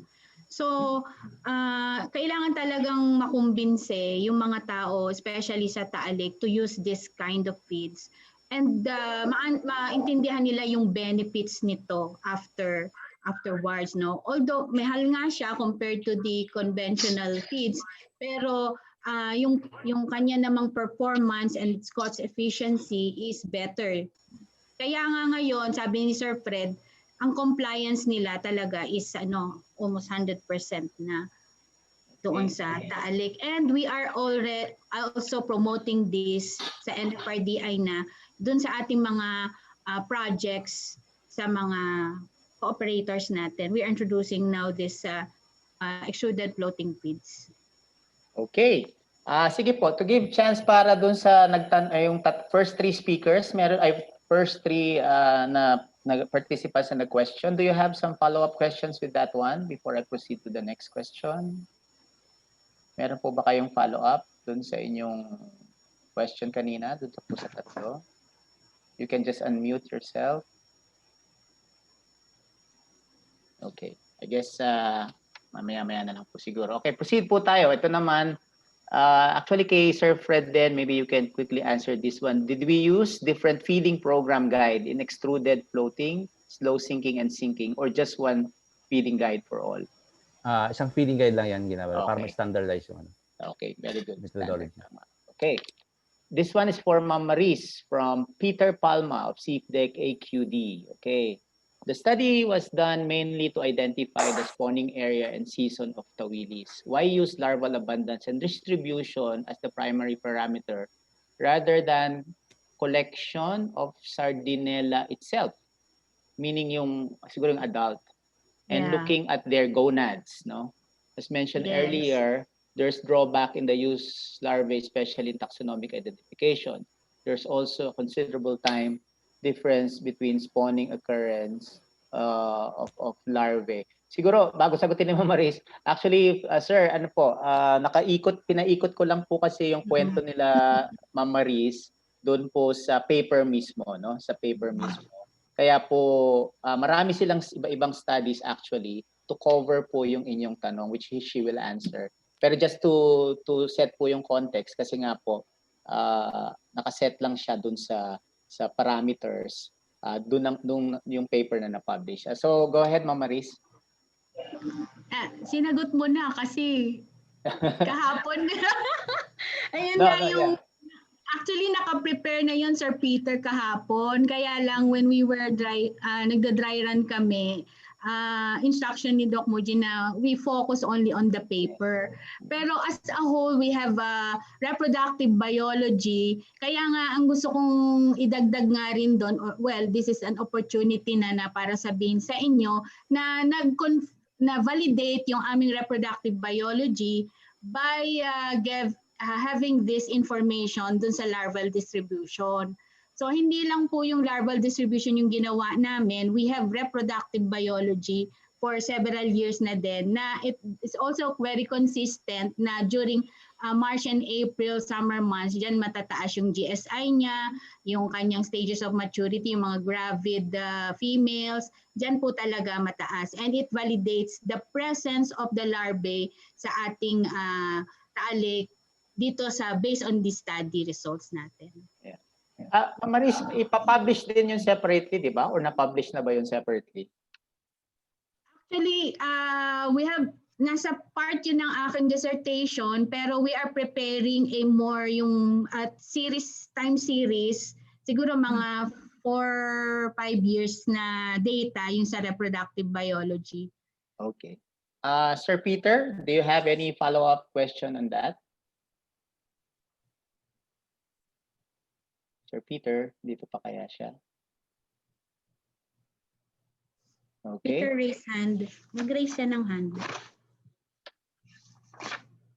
Kindly unmute po yourself, sir, and then you can have a follow-up question. Hello?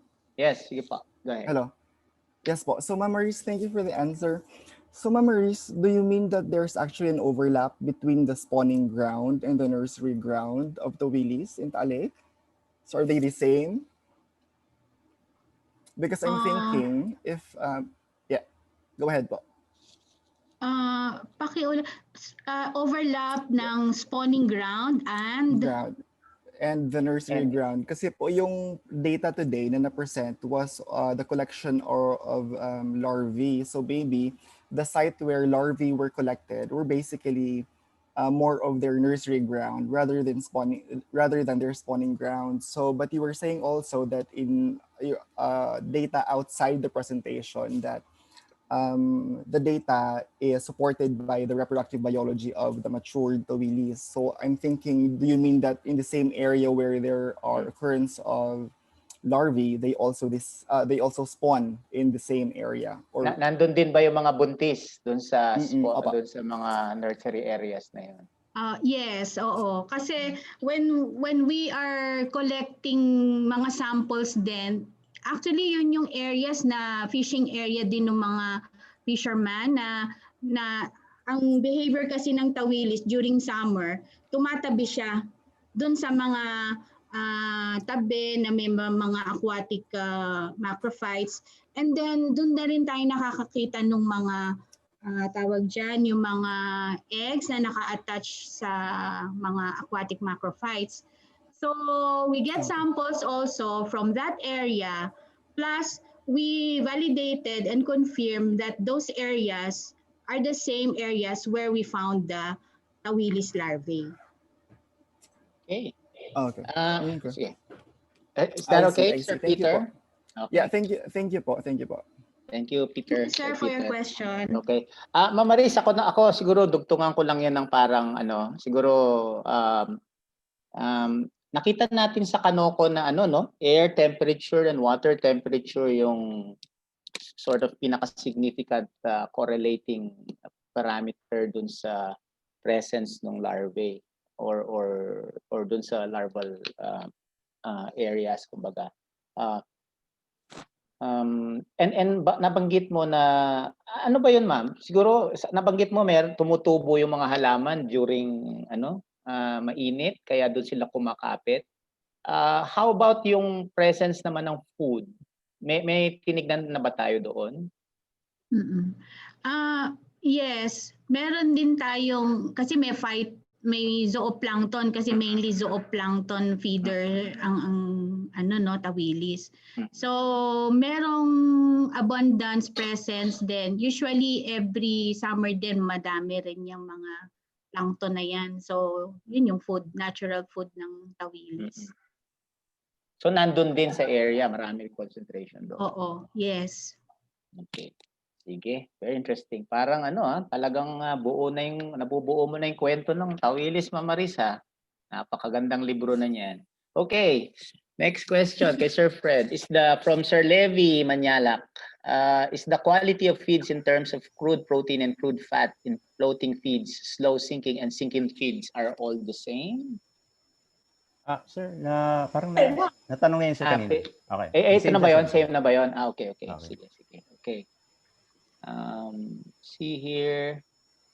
Okay, just want to acknowledge ang dami po nanonood sa atin from all over the Philippines. Ito, kay Sir Levi ulit. Sir Fred, what are the differences in feeding management techniques for excluded floating feeds, low sinking feeds versus sinking feeds? Feeding management daw. Yeah. Same lang. For all the feed treatments na ginamit natin, same lang yung feeding management. Yun twice a day na feeding, and then yung feeding rate is 2 to 5% based on sampling, no? Okay. So, dun sa experiment, Sir Fred, isa lang yung standard lang for all the feed treatments. Siguro by extension, pag dun ba sa actual, nagpapalit ba yung mga farmers ng mga feeding techniques? Hindi naman. Hindi. Kasi meron tayo doon na on-site na farm na RA. May research assistant tayo na on-site. I mean, Sir Fred, pag sila na lang. Sila? Oo. Hindi. Kasi lagi namin tinitin. Everyday pinupuntahan na ng RA natin during feeding nandoon. So lahat ng mga natin methodology ay nag-check talaga. Sir Fred, I mean outside of our research. Okay. Yung practices po doon. Sa practices, nag-iiba-iba, no? Nag-iiba-iba, kanya-kanyang diskarte. Previous to this kasi ginagamit slow sinking tsaka sinking feed. So may kanya-kanyang diskarte yung pagpapakain kasi Pag hindi mo siya, hindi Oo. ka magaling, logi ka niyan. Oo. May kanya-kanyang diskarte, nag-iiba. Pero at least ngayon, kung Pero extruded ngayon, feeds, extruded ay mas medyo madali na. ano na. Tsaka Oo. standard na yun. Oo, Hindi ka na pwedeng bumuhos ng feed. Makikita ng financer mo na binuhos mo lang yung feeds mo kasi nakalutang Actually, Di ba? maganda yun. Oo. Ang daming kabutihan itong extruded Matrabaho feeds. lang ngayon. Oo. Matrabaho ngayon kasi mayat-maya mag-feed ka. Oo. Pero magandang bantay pa tuloy yung yung ganun talaga ginagawa ng dati pag yung binabayaran mo lang yung feeder, bubuhos niya lang yung feeds. Oo nga. At Sayang. imagine mo yung Kailangan epekto nun sa Taal, Yes, Grabe, sa Taal Lake, no? Anyway, ngayon sana Okay. hopefully Yes. bubuti yung mas maganda na ngayon ang ng lake. At saka because of your research ngayon, the recommend sa PAMBI, talaga ngayon parang sabi mo nga 100% compliance na mga tao doon, which is really good. Oh. Okay. Kay Ma'am Maris, balik tayo kay Ma'am Maris. How small is the size of the clupid your team saw in Taal Lake? This is from Goldin and Aquino.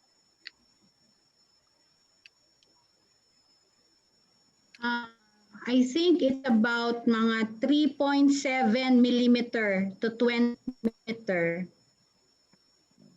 ang size. Oo. We Any have follow-up? Sige. Publication din sa Journal of pwede rin nilang ma-check on. Yeah, oo. The details. Opo.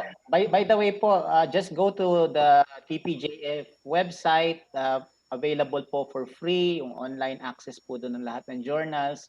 Yung mga follow-up papers po dito or some other papers po, pwede pong tignan po doon at you can download and read kung interested pa po kayo po doon sa mga ibang details pa.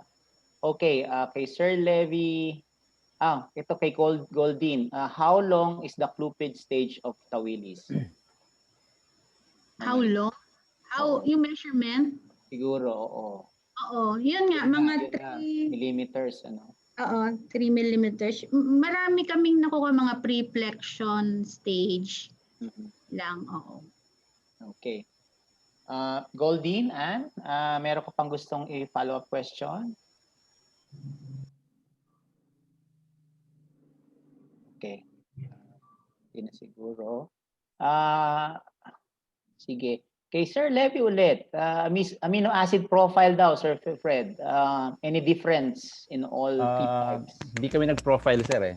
Lang yung proximate analysis lang. Proximate lang.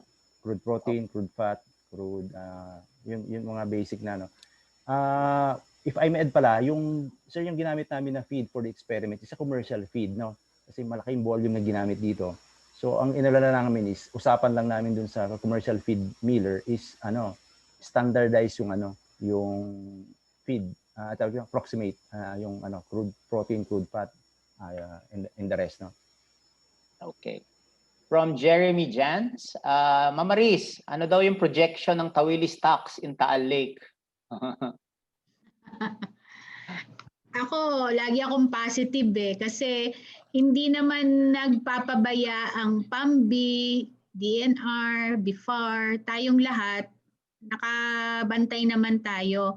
And I think magkaroon lang, maipatupad lang ng maayos yung close season and then the Tawilis Reserve Area and then ma-regulate yung mga fishing operations doon.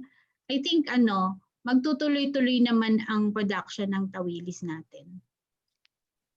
Okay, sige. Ma'am Maris ulit, from CC Gregorio, ano daw ba yung kinakain ng klase ng zooplankton kinakain ng Tawilis? Were you able to identify some zooplanktons there? Alam mo, I hope nakikinig si Doc Ray Papa. Siya yung expert dyan. Yung nag-aral talaga on the feeding habits, although partly na kasama rin yan dun sa dissertation ko at saka sa mga research din namin. Type na type niya yung mga copepods, mga zooplankton. Oo. Almost 50% siguro is zooplankton.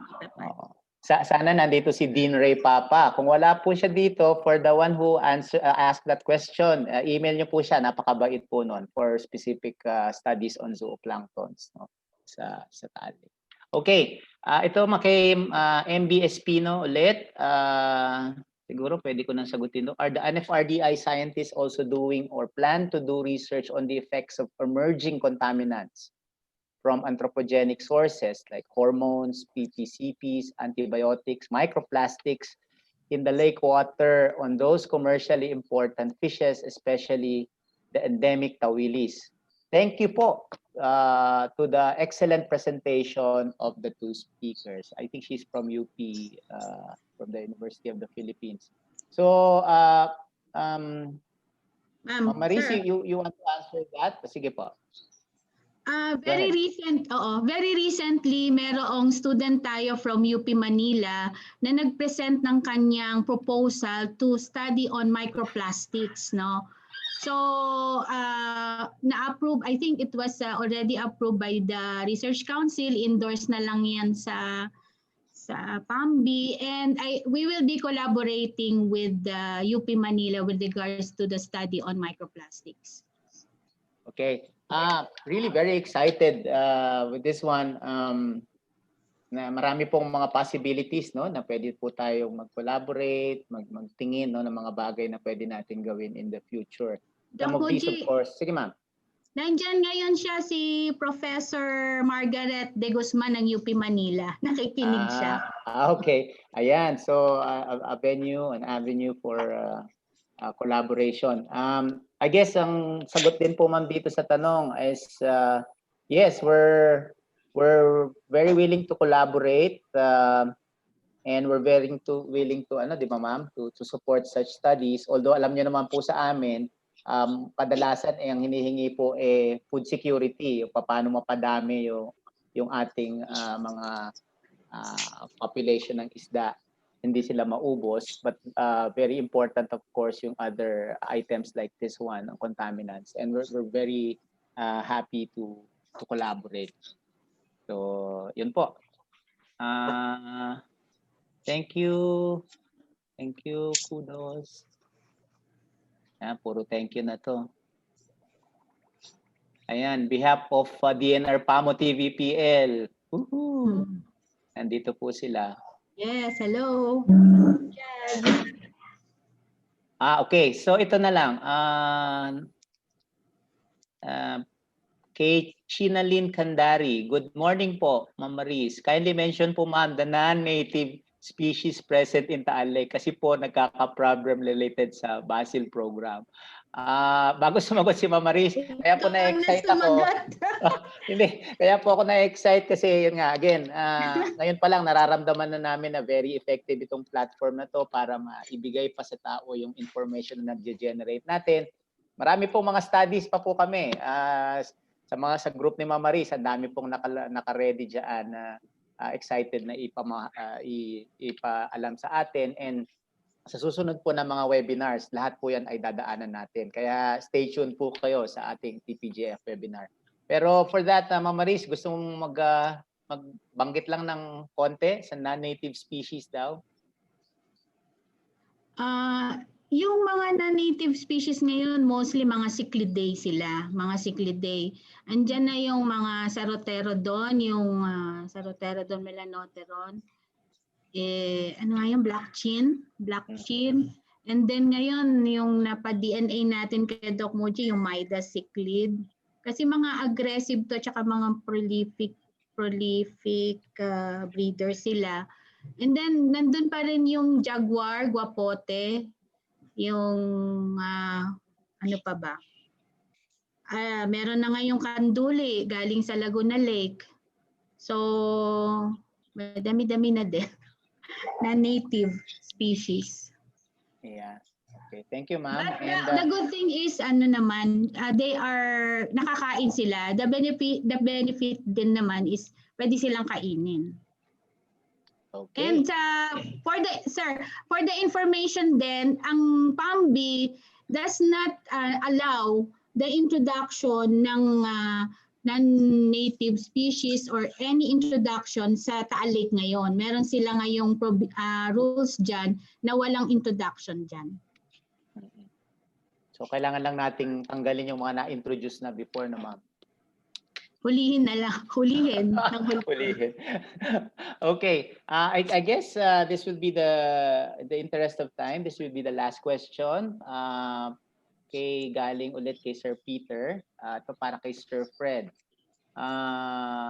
It seems that the experimental design for milkfish feeding study parang towards floating feed, since feeding was only done daw twice a day, which is a suboptimal use of sinking feeds. I suppose the practice in the industry is to divide sinking feeds into 3 to 4 feeding. Thoughts po, Sir Fred? Okay. So, yung sa Taal Lake naman is normally they feed yung milkfish, ganun din. Twice a day din siya ginagamit, no? So, kaya yun ang yun yung methodology na ginamit namin for sinking feeds also. Kasi if we do more feeding frequencies for sinking feeds, it will be more bias naman doon sa sinking feeds, no? Pero we make sure naman na yung feeding ng milkfish is optimal, no? Na reach niya yung optimal na feeding for the milkfish. Okay, so in short, Sir Fred, you were aware of that, and you sort of factored in that to your experimental design. Yes, sir. Yes, sir. Okay.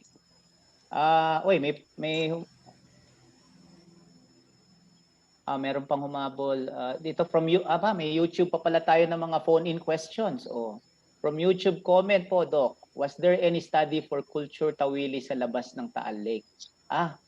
Ni Fides Faustino. Hello. Yes. Hindi kita makita. Mamaris, was there any study daw? Culture Tawilis sa labas. Ang alam ko may proposal, pero at nagtatry tayo, di ba? Before, we already tried the breeding program of Tawilis, pero natigil muna yon kasi nag-focus muna tayo on the conservation ng mga sa open fisheries muna, no? But with BIFAR ngayon, together with the Tanay Center, andyan nakikinig sila Sir Paul, we have plans. It's already approved and it will be starting anytime. Ngayong September, yung collections namin. Ang objective nun is for the breeding ng Tawilis. Dito lang muna, we don't have any plans of translocating it to other areas kasi alam natin napaka-sensitive niya, hindi pa natin alam kung paano, sa transport pa lang baka mahirapan tayo. So we'll be starting ngayong September yung program. So hopefully maging successful din tayo doon para mas mapadami pa natin ang Tawilis. Sa Taal Lake lang yun but we don't have plans yet of translocating it to some other areas. Okay. Ang daming exciting na mga susunod na tanong na kailangan sagutin. In fact, yung translocation, actually, matagal nang na-propose yan, di ba, ma'am, ni Professor Mamaril? Oo, yes. Professor Augustus Mamaril. Kaya lang, it's just a matter of, trying to see whether that's possible. Yun nga, pagka-transport pa lang nung live Tawilis, medyo yun na, doon pa lang problematic na. And may isa pang ang tanong, Mamaris, di ba, kung lalaki ba yan sa marine, for example. That's another question. So, yes. But I mean, para po sa mga nag-aaral pa po dito, mga undergrad or nagma-masters or PhD, ay napakaganda pong topic itong Tawilis at yung Taal Lake. Nandyan po sila Mamaris to support you kung gusto nyo pong mag-undergo ng study with these systems. Okay, and with this fish. So I guess with that, it's 10 minutes to 12. Tama-tama. We will now be closing this session. And yun pong mga iba pang mga questions, although wala na ako nakikitang question dito na nakatype. Pwede nyo naman pong i-email, for example, directly si Ma'am Maris at si Sir Fred. Kung meron pa po kayong mga additional na katanungan, And then, as I've said, no, NFRDI is here. Kasama nyo po kami at katulong po ninyo kami kung paano natin mapaunlad, of course, yung ating pangisdaan na in a way na sustainable at hindi nakakasira ng ating kalikasan. So, I guess with that, thank you very much. Thank you for all your questions. Napakalalalim ng mga question. Pero equally napakagaling ng ating mga speakers. You can really sense that they know their craft. They knew their study. They did it themselves. So they are able to answer even the most probing questions. And to the young guys here, sana na nakita nyo yon. And that's how you do it in terms of doing very, very good science. Tapos diretso pa sa policy. So again, thank you very much. And Ma'am Maris, Sir Fred, thank you very much. And sa lahat po, thank you. And I'll now pass the mic to Sai. Sai? Ayan. Thank you, Doc. Thank you, Ma'am Maris and Sir Fred, sa ating very informative open forum. And we would like to remind you po na you can fill out a short evaluation form.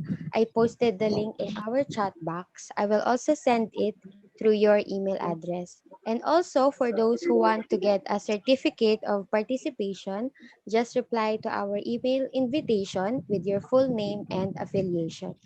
So this is our journal's first webinar, and we are very much happy to have you as our participants. Please watch out for our future webinars. Have a nice day, everyone, and stay safe. Thank you. Thank you, everyone. Bye-bye. Thank you, everyone. Bye-bye. Thank Kita po you. tayo ulit, no? Kita po tayo ulit. Mag-invite pa po kayo ng maraming kaibigan nyo, kaklase sa mga susunod na ating mga webinars. Marami po kaming in store na mga exciting studies po na pinablish po ng mga Filipino scientists sa Philippine Journal of Fisheries. Ayan. So, thank you po. Thank you, Grabe, yung everyone. participants po natin, 110.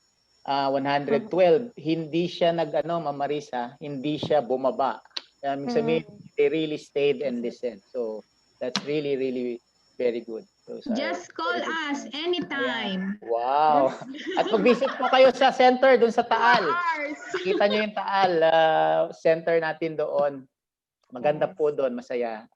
Yes, we're open to students, senior high school, thesis, go ahead, collaborate. assistants. Yes. Tapos we can provide you with the research questions, yung mga timely research questions po, yung mga kailangan sa management. So yan, para po exciting din sa ating mga students. Okay, so thank you very much po. Parang ayaw nilang umalis. Gusto nila mag-leave. Pwede na pong mag-leave. Salamat po. We'll see you again. Thank you po. Thank you. Bye-bye. Thank you. Bye-bye, everyone. Kamusta sa YouTube? Nakikita ba natin kung ilan yung nag-ano? Yes, Doc. Kita po. Ilan yung mga nag-watch more or less? Consistent po na 20. 20, okay. Sa Facebook po, kanina umabot po ng 56 yata, yung pinakamataas. Usually tapos sa Facebook kasi minsan may watch party na nakikita lang natin, di ba? Pero actually, so thank you very much, Ma'am Maris. Salamat po sa lahat. Yes, thank you, Sir Fred, Ma'am Maris. Yes. Doc Dennis, nasaan na yung ano mo? Sunod na si Sir Dennis, si Doc. Oo. Minor na lang sa'yo, di ba? Minor comments na lang. Susunod ka na. Okay, bye-bye. Bye-bye. Bye-bye. Galing ni Thank you, Sir Doc. Fred, Happy lunch po. Thank you, Parang Ma'am Maris. Thank you. parang natural lang si Sir Fred, Parang ikaw. Galing. Ako, taga-showbiz lang ako. Showbiz. Si Ma'am Maris. Si Ma'am, galing. Si Ma'am Maris, galing. Na nagkukwento lang. Okay, bye-bye everyone. Bye-bye. Adonis, saan ka na ba ngayon?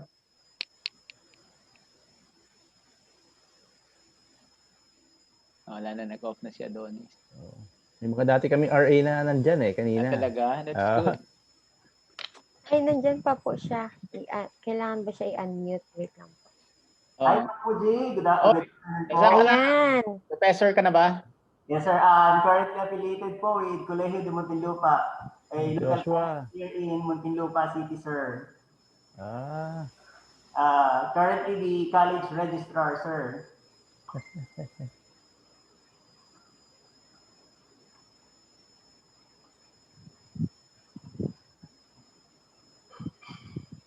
Si Doc Muji. Oo. Na-stuck si Doc. And thank you po sa NFRDI. thank you. Thank you din po. Na-stuck si Doc Muji.